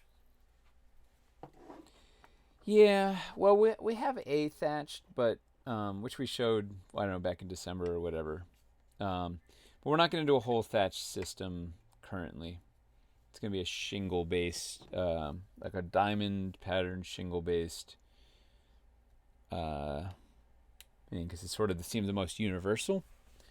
Because it can work on the stone buildings and the wood buildings. Not that you couldn't put a thatched roof on a stone building, but a thatched roof on like a fancy stone building doesn't seem to make sense. But something to look forward to maybe one day. Like it's crazy. We could just keep doing. There's no end to the number of things we could keep doing. It's like it's really. When you're talking about a studio, you're talking about like every style that people do. You're talking about like a mixture of a ton of different cultures, a ton of different influences. There's infinite possibilities. There's a lot of architecture in the world, turns out. People are saying just a 4x4 thatched is enough for my hovels, but make it smoke chimney. Wahaha. That's the. Yep. Didn't we show that? Yeah. Yeah, that's the plan. We showed that a while ago. It was something that was initially planned for Wildlands that then got pushed back to this. Yeah. But we got some fun. We got some fun smoke in the horizon. Roof system in ABS or Dwarvenite? It'll be Dwarvenite. It might. Do you think it might not be? I don't know. The inner frame might have to be ABS for precision. I don't know. We're obviously we prefer Dwarvenite, but here's the thing. At the end of the day, roofs are generally just decorative.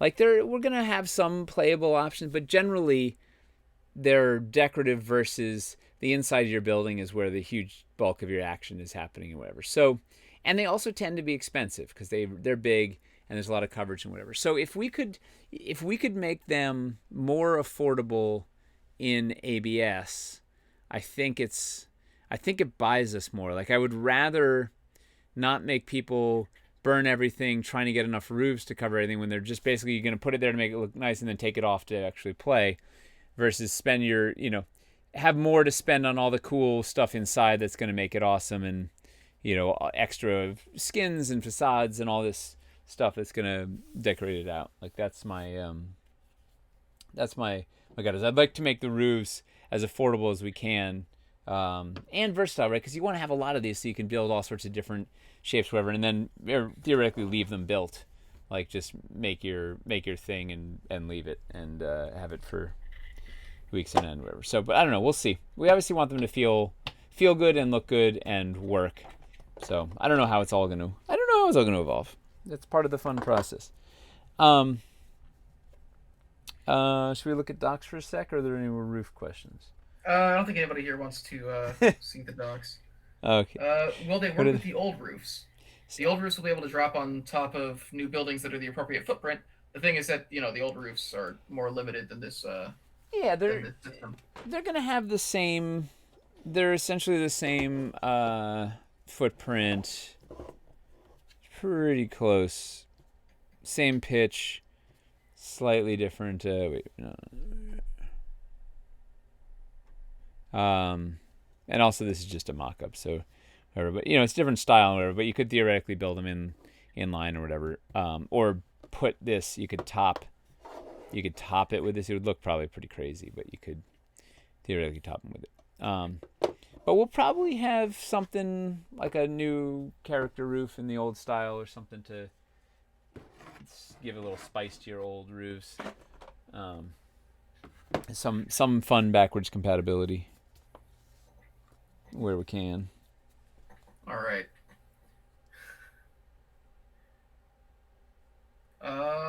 Yeah, I guess let's move on to the exciting new thing, I guess.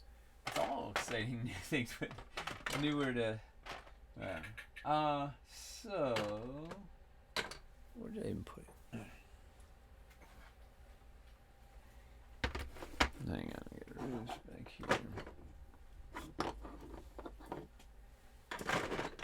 So this is like wildly in flux because once again, HPEG system is driving a lot, and we don't know where we're at with the HPEG system, so it's kind of, I don't know. But I'll show you what we're dreaming of, and we'll see what the realities are.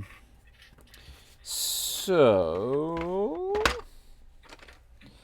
the idea is, let's go to the other. Let me switch.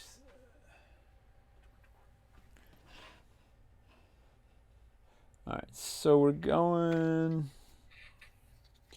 looking at some sort of dock system here. Where's that other? I'm missing a piece. Nope.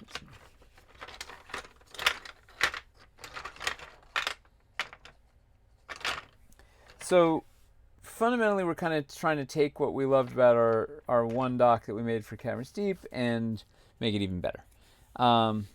So we've got this crazy piece. So first and foremost, we're trying to do, and I don't know how it's all going to work because it depends on what we do for our attachment suite, but we're trying to make it thin, similar to,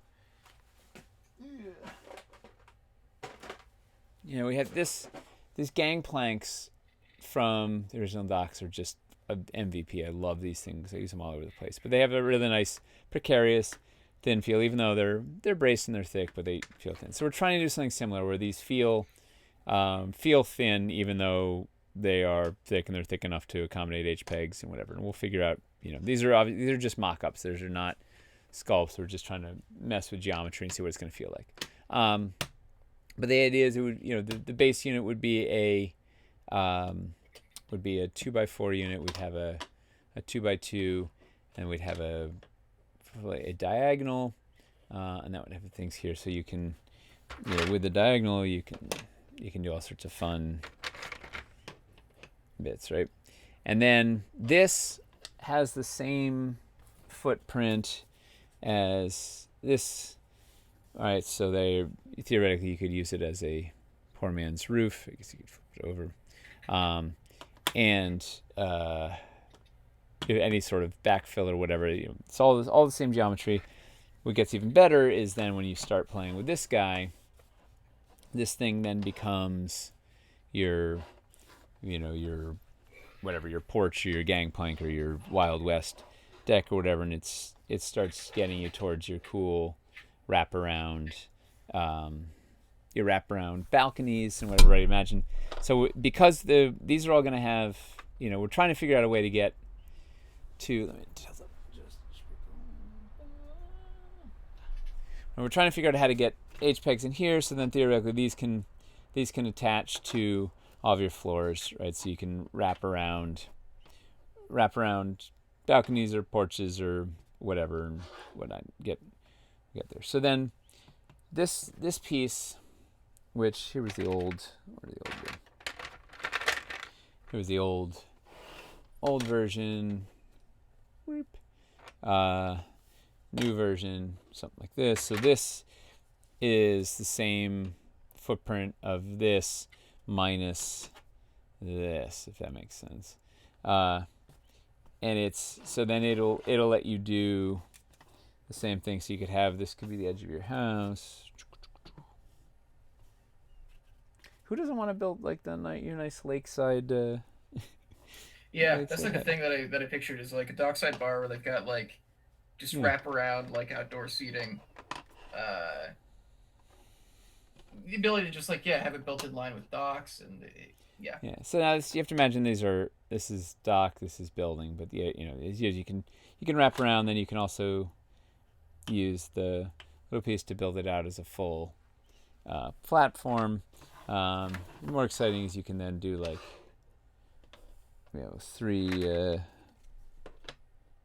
You can have your dock split in 3 directions, or just as a variety of interesting breaks, or this can be the thing here, and you can have an entry there, and do it there. And, I don't know, it's going to be all sorts of crazy dockside shenanigans, or at least that's our hope.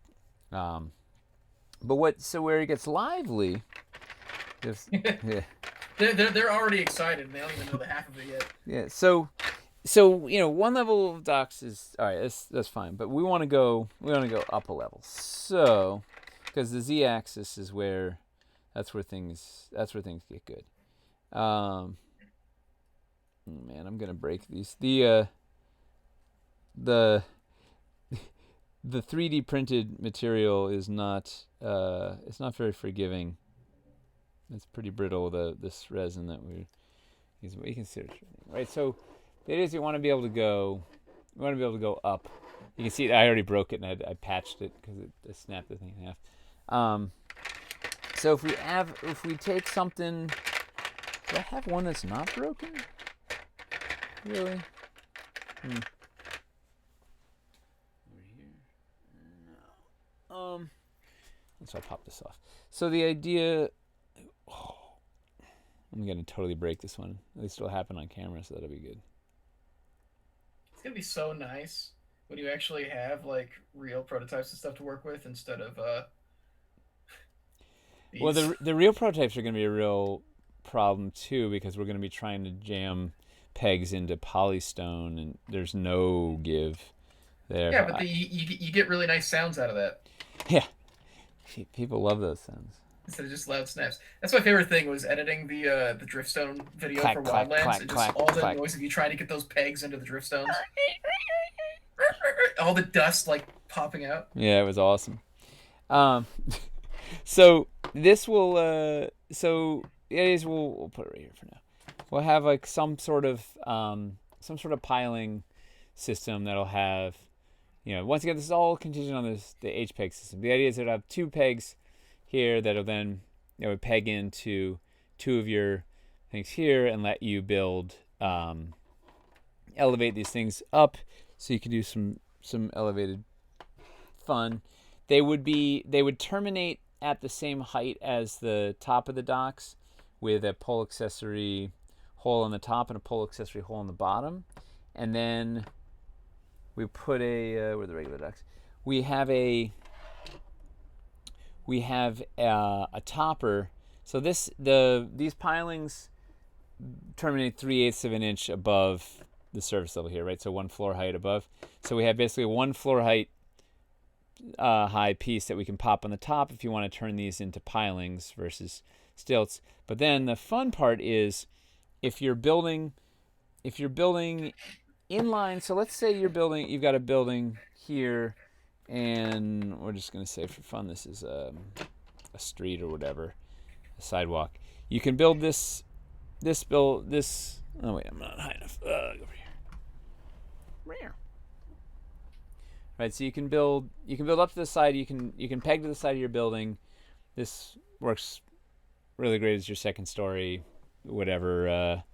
Fun bits there. But if you pop this out, if you're just building on whatever surface you've got, you can take the same 3/8 inch piling topper, flip it around, put it on the bottom, and raise you up 3/8 of an inch to get you level. So that then you can also just build this on a battle mat or a battle board or a terrain tray or your AstroTurf or whatever. And it's just with this thing. So then we're also looking at, for the first time ever, getting safe and putting railings on. Well, I guess we did railings in KS3 also. Well, we've got, hang on. Yeah, of course I put it in the wrong order. So we're looking at some sort of railing system that would go on, same thing, we have a couple of pegs and go on the outside. Bum, bum, bum. Oh, you hear that crack? That was yep, there it goes. Yeah. So this so the idea is it would come on from the outside, but so it leaves all your squares playable on the inside. And then it's only using 2 of the holes out here, so then it frees up the other 2 holes to take this guy, so you can put them. Oh yeah, there's that patch. Just so then it can pop up. So then you can build up against your thing and do whatever, or you can put them on either sides and build, I don't know, raised areas, whatnots, yada yada. The other fun thing. There's more. Oh yeah. Well, and we're just looking at these. We're just looking at a couple pieces, right? And there's just opens up a couple new pieces. Opens up a whole world, right? So we can also, these will then be able to slot onto peg onto your floors, too, right? So you can pop these on to your floor and do some sort of outside railing thing. It won't inhibit your corner post functionality, so you can theoretically pop in corner posts also and build out walls or whatever on the inside, but then this two things. So it also lets you then do bigger platforms, which then have docks coming off them or whatever. Not that you can't. I mean, you can take the docks. You can also you'll be able to just peg the docks together, or just put them next to each other and have to build bigger docks too. But this gives you a fun option of everything. And similarly, you can take your the stilt piling pieces and put those against the outside of your house. Do your swamp house or whatever if you want to put just suspend your house up on stilts. So it's pretty. It's gonna give you a bunch of options. Just a couple. Wait, did this thing just snap? Or was that one? I don't know. No, that was the old one that snapped. All right. So then we're considering some other things. We may do one that has a floor cutout, not confirmed. Trying to sort out which ones we actually need, which ones are gonna work the best. We're definitely doing some sort of stair option. Right now, it's looking at having something with pegs at the top and the bottom, so that you can put multiple ones together and work your way up. You can hopefully you can put have them slots so you can slide your mini in. That worked really well, huh? Yeah, sort of can hold your mini in the on the stairs, sort of sandwiched between the stairs. And then of course it's got the pegs, so then you can peg this to your stairs or to your docks, and go up. Do your fun multi-level crazy Z-axis fights. Am I gonna jam this in here and break it? I totally am. Yeah, this is like I don't know. I feel like this is really revolutionary to like adding elevation to cities builds.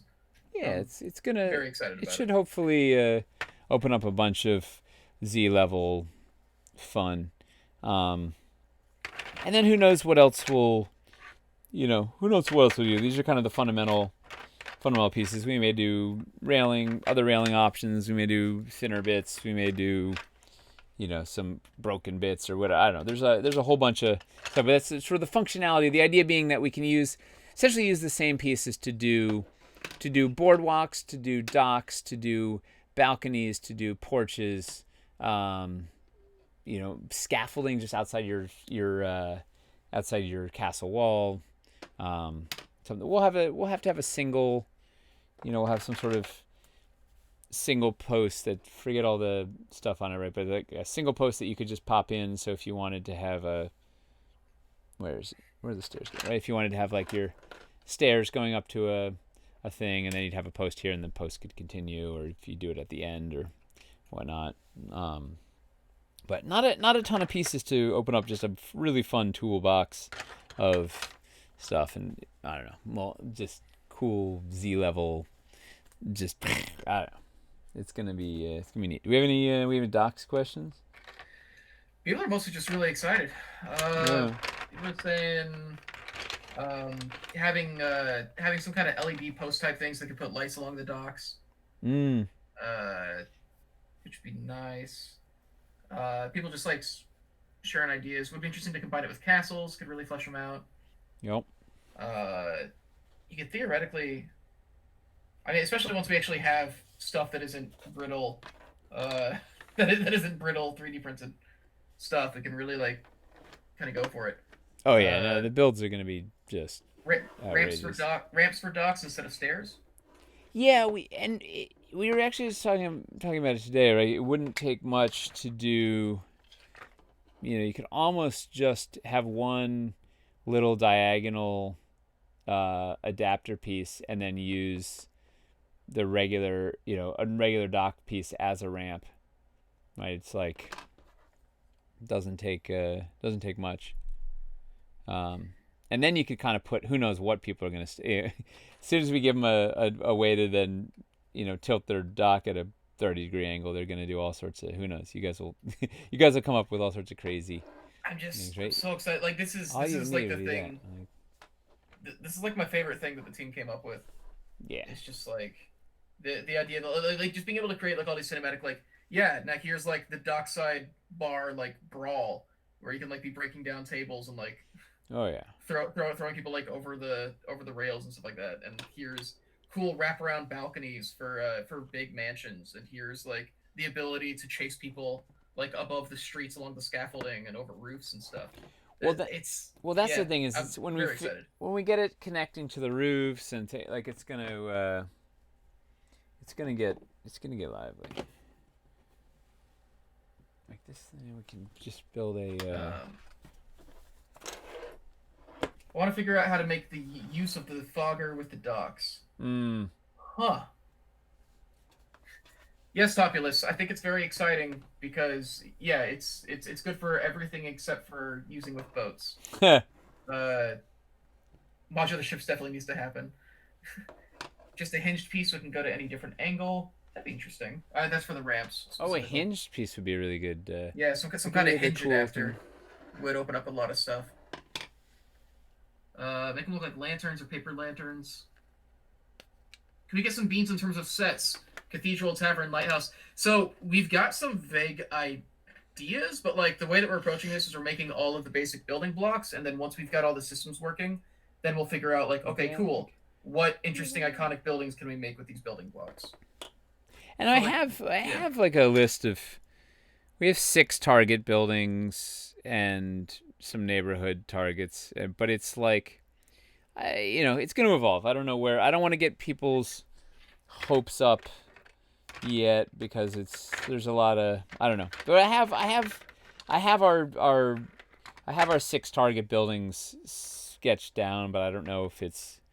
I don't know. We'll have to see how the things actually pan out. So well, we will keep you posted as it as it evolves, as we get, as things firm up a little bit, we will share.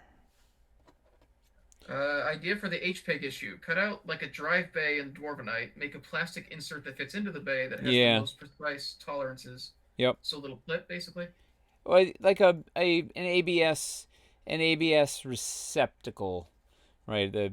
That you put that we embed in the thing, and then we might have to. It might have to be a whole skeleton, because the whole thing, like, even if the receptacle is perfect, if there's two of them and they're free floating, unless they might need to be connected to each other and or to all eight. Like, all eight of them might need to be connected in a ring that's like an internal ABS frame that then gets a Dwarvenite skin over it. So because they need to not move in relation to each other also. So if they were free inside the Dwarvenite, then they could drift a little because of the Dwarvenite. But yes, it is a good is good thinking. We're in that same sort of headspace. A couple ideas for stuff we could put on them. How about standalone poles for a shipyard that match the poles of the dock, sort of where boats dock to the main dock? So like little mooring posts. Yeah, I mean we can. Yeah, like these. If these things have pole accessory holes, we can have toppers. You can put a seagull. You can put whatever. You could put all sorts of things on top. You could do some fun. They're also they're generic enough that, like, yeah, you feel like you can make them fit into a lot of different environments based on how you accessorize them. Yeah. Well, it's just wooden planks are going to be, this, like, that's one of the things I love about the gangplank is I could just, I use this thing all over the place. That was like one of the major things when we were looking back at this too. Is it was like when you're talking about the lower, like lower class districts, it's like, how do you make the most out of what resources you have? So it's like, how much can you do with just the concept of like planks of wood, basically. Everything. You can do a lot with just a plank of wood. Yeah. Fancy railings to go with the fancy floors for the docks. Maybe. That'd be interesting. Yeah, just like this is, I can differentiate it between kind of a shanty town and an actual like upper scale like airship dock or something. Yeah. Oh, here's another fun one you could do. So this is a dock. You can build. Let's see. You can build a building here.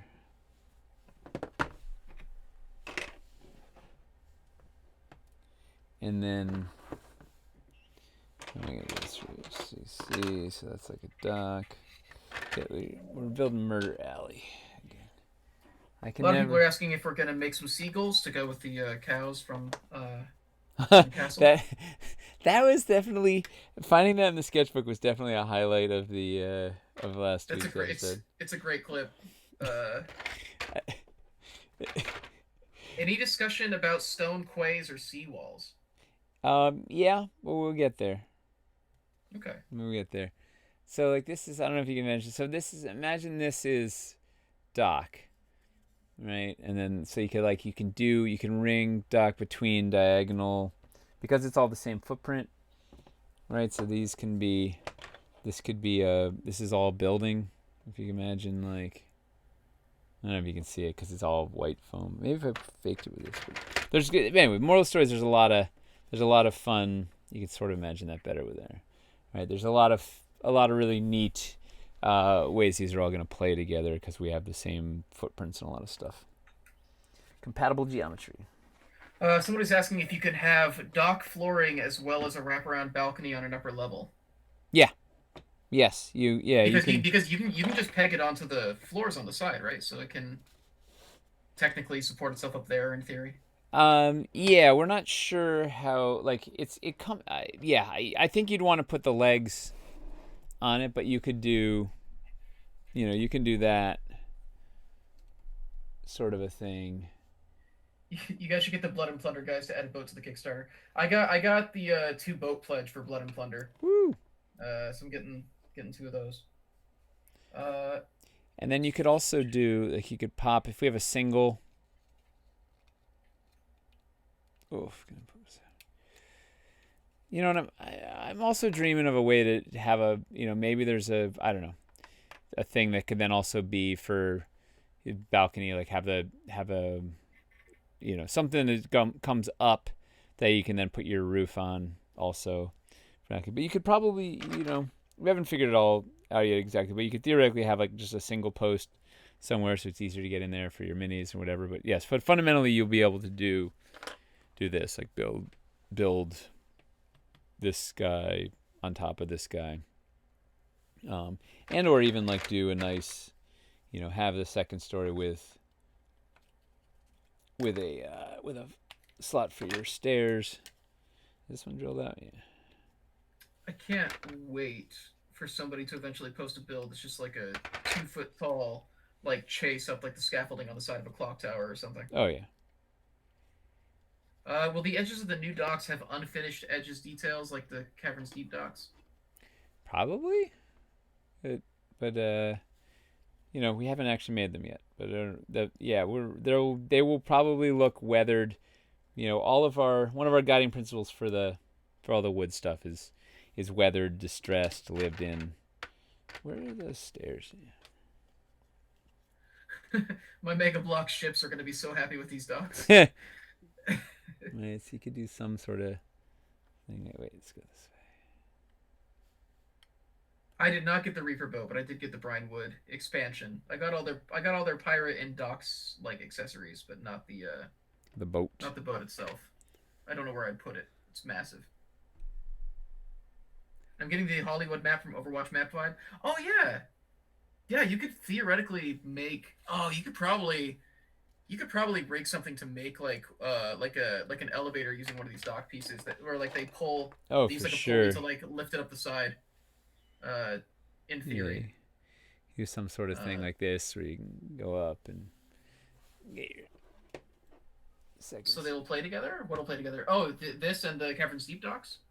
Yeah, well, fundamentally, the Cavern's Deep docks they've got the H pegs on the end, the holes, and they're 2x4, so they should be able to play pretty nicely. The side bits won't work because, of course, these holes for our pilings are not the same spacings as the H pegs, so you won't be able to throw these to the sides. But you could use these as a base layer, and then build over them, build above them, something. They'll be friendly, but they won't be fully in the family, if that makes sense. Like you'll be able to. Yeah. All right, we're looking at 9:18. Oh, it's time to go. If there's anything else we should cover, or should we go into wrap up? Is there any other pressing last minute questions? Will there be a skin to use with the docks at surface level to decorate the sides?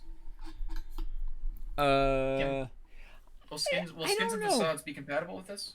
No, but I don't know. I don't know. We have to figure. My theory was that they were gonna look pretty cool, like like a boardwalk, right? Like they were gonna look kind of neat, like an old school boardwalk or something if you put them down on floor level. But I don't know. We'll have to see. Like we're a long way off from sculpting them, but we'll get there. Yeah, I mean, these are supposed to be like exposed beams and stuff. I don't know. Well, we will see how the art comes together. And then, do we have the final? We have the final composition for the April Castle Build of the Month. Yeah. Yes. Are we down with talking about what's happening with the composition for those, or? Yeah, it comes in at 2K, and it's 2 small towers, 2 small constructed castle corner towers, 1 large constructed castle corner tower, 1 square constructed castle corner tower, 1 postern gatehouse, 2 corner walls from the original Castle Builder system, 1 Count's Castle breakout pack, 1 straight crenellation assortment, 1 cathedral roof, 1 LED, wall, uh, one small tower balcony pack. I, I I'm looking think at the list on Slack right now, and I'm very impressed with how much I you're nailing it. I spent a Is lot. it I spent a lot of time putting these things together. It's like is it LED wall or LED floor? LED floor. What did I say? LED Okay, wall. cool. Yeah. Yeah, it looks like the only thing you missed. Uh. Uh, Yeah. and It's uh, it's it's pretty neat. And so what we may do, we're still figuring it out. We may offer a deluxe bundle that would also include. We're trying to figure out if we can actually do it with our bundling software. But so first of all, we're looking at offering a unpainted version because people were asking about that. Although we're not going to have very many. Like there's only going to be, I don't know, 6 or 8 of the unpainted in stock because we don't have a ton of that stuff in stock. Of the painted one, I think we only have. I think there's only going to be 15 in stock because I think it's the corner walls that are killing us. But we're looking at doing a deluxe version that has an inline tower and an artillery post, which expands the whole castle out 1 foot, so that you get more walls to play with. And then that would maybe have a slight bump in the gift card, whatever. But I don't know if we can actually pull that together or not. But we'll see. But it's a really cool. The castle looks awesome. Like I was really happy with how it came together. It's got a lot of pieces. If you're trying to, if you want to start your castle collection, the only thing I wish I wish I could have gotten one basic wall set for it, but we didn't. We're sold out. So that would be the one thing that would have made it absolutely perfect. But it's sold out. So. But it's a pretty awesome. So that's why I was thinking we could add the inline. We could do deluxe. Add the inline tower and the artillery post, and then you'd have everything you could ever need.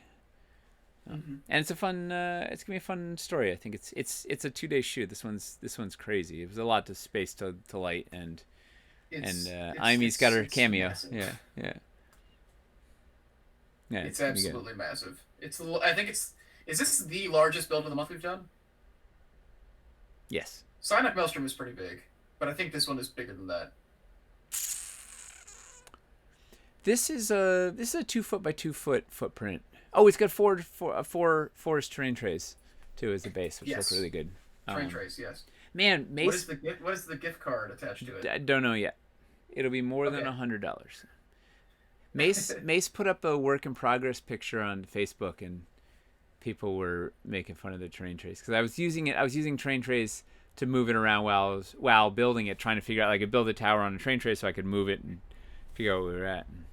But with the forced ones there as one full whole thing, it looks like it's gold. Don't be doubted. All right. Yeah, just they've been asking the whole time, so I was like, I should make sure we address this. Yeah. Well, are people interested? It's $2,000, and there's limited supplies.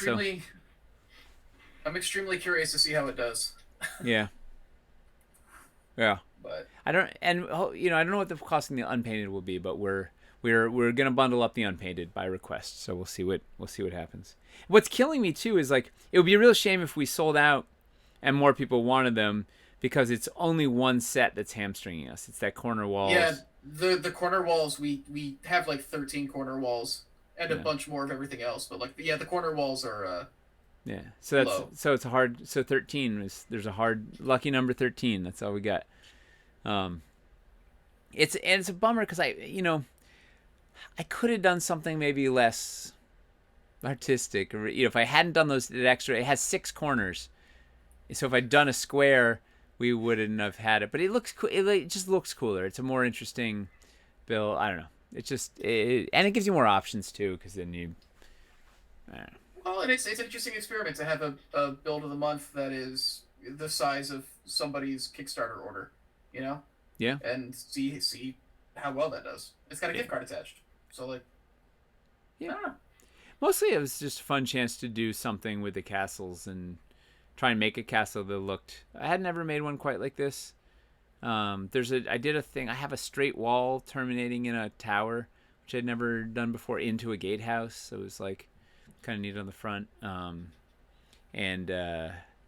don't know. It's fun to tell a story in the castle. Like I really want to. I haven't done a good adventure in a castle for the home game. And that's a really fun, like, I don't know, racing around. There's stealth in this. There's sneaking around, trying to figure out, where's the guard patrol and how are you gonna get around. And I think it'll be fun. I would love to play it.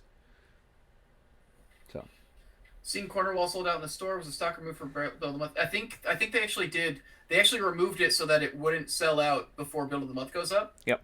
So, yeah, the corner walls are down until Build of the Month goes up to make sure that they'll be there for it. Yeah.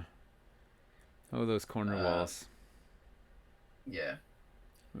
Man.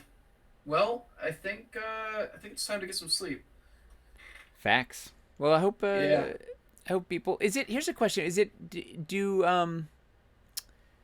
Do people like this format, sort of covering the Kickstarter? Is this a good? If you hadn't seen it before, do we give enough information on, so you could get up to date without having seen anything before? And if you had seen it before, was it too repetitive? I guess that's the question, because we're going to be doing a lot of, as we go, we'll be probably covering a lot of the Kickstarter developments. I don't know what the best format for tackling it is for old and new, but.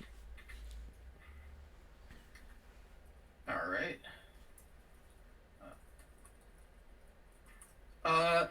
Yeah, it looks like everybody's happy with this. Definitely a good balance, getting folks excited about it. Yeah, I'm wondering, I was worried that like people would get turned off by us kind of rehashing things we did last time, but I think there were enough new people here. And also, like there were updates and clarifications, like talking about the two-sided floor thing. H-pegs and floors. H-pegs. Yeah. Man, I hope the H-pegs work out. Me too. Massive. We'll figure something out. We got a bunch of stuff brewing. We'll see how it all goes.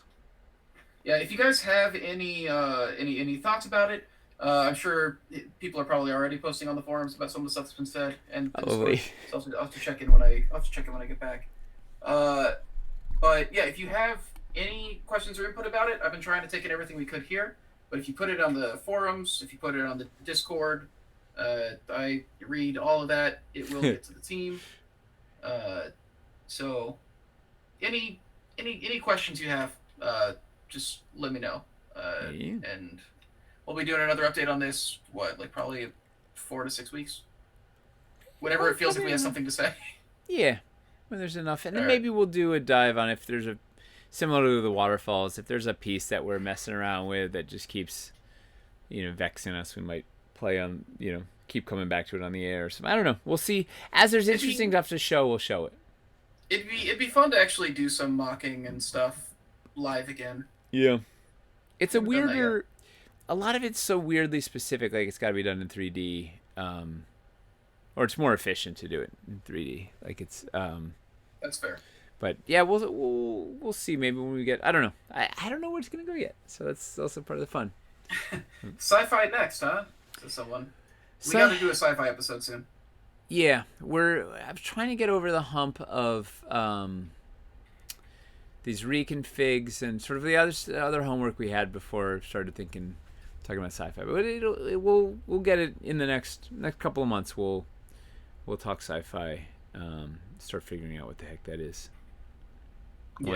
Once I feel like once we have all these, we have this stuff that we're working on, and then we have one other system, new system for city building. Once all that's kind of locked in, then I'll feel a little better. Like I feel like we kind of have a grasp on this. The new website and web store will be up, reconfigs will be out, and then I feel like okay, we can start making new problems for ourselves.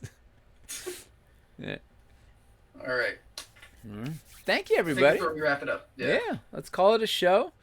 We'll see you. So tomorrow night, you got Hamster Hobby Hang with Jeff, the Redbeard boss from Ghost Brushes on. And then next week, we're back with another episode. I don't know what we'll cover next week, but we'll be back. Sam, we got a list of those episodes we want to do. We just got to pick one and prep it. Yeah. Yeah. The Fix It episode at some point. Yes. All right, well. I'm talking about doing a Fix It episode for 6 months. I know the bucket is slowly growing of pieces that need to be fixed. And tell us if you guys have ideas of episodes you'd like to see. Let us know. Well, Well, thanks for hanging out. Thanks for tuning in. We'll see you soon. Good night. Oh, and see you guys. disclaimer. Disclaimer, everything you saw that's in development could all change, so don't get too hung up, right? Remember, it's like, it's in flux. This is a development. You see behind the curtain how it happens. None of it is, literally, it's like, it's pieces of foam. It's not set in anything. Like, we're just messing around, so don't get too riled up any which direction, because it could just change. So. And on that note, good night. Good night.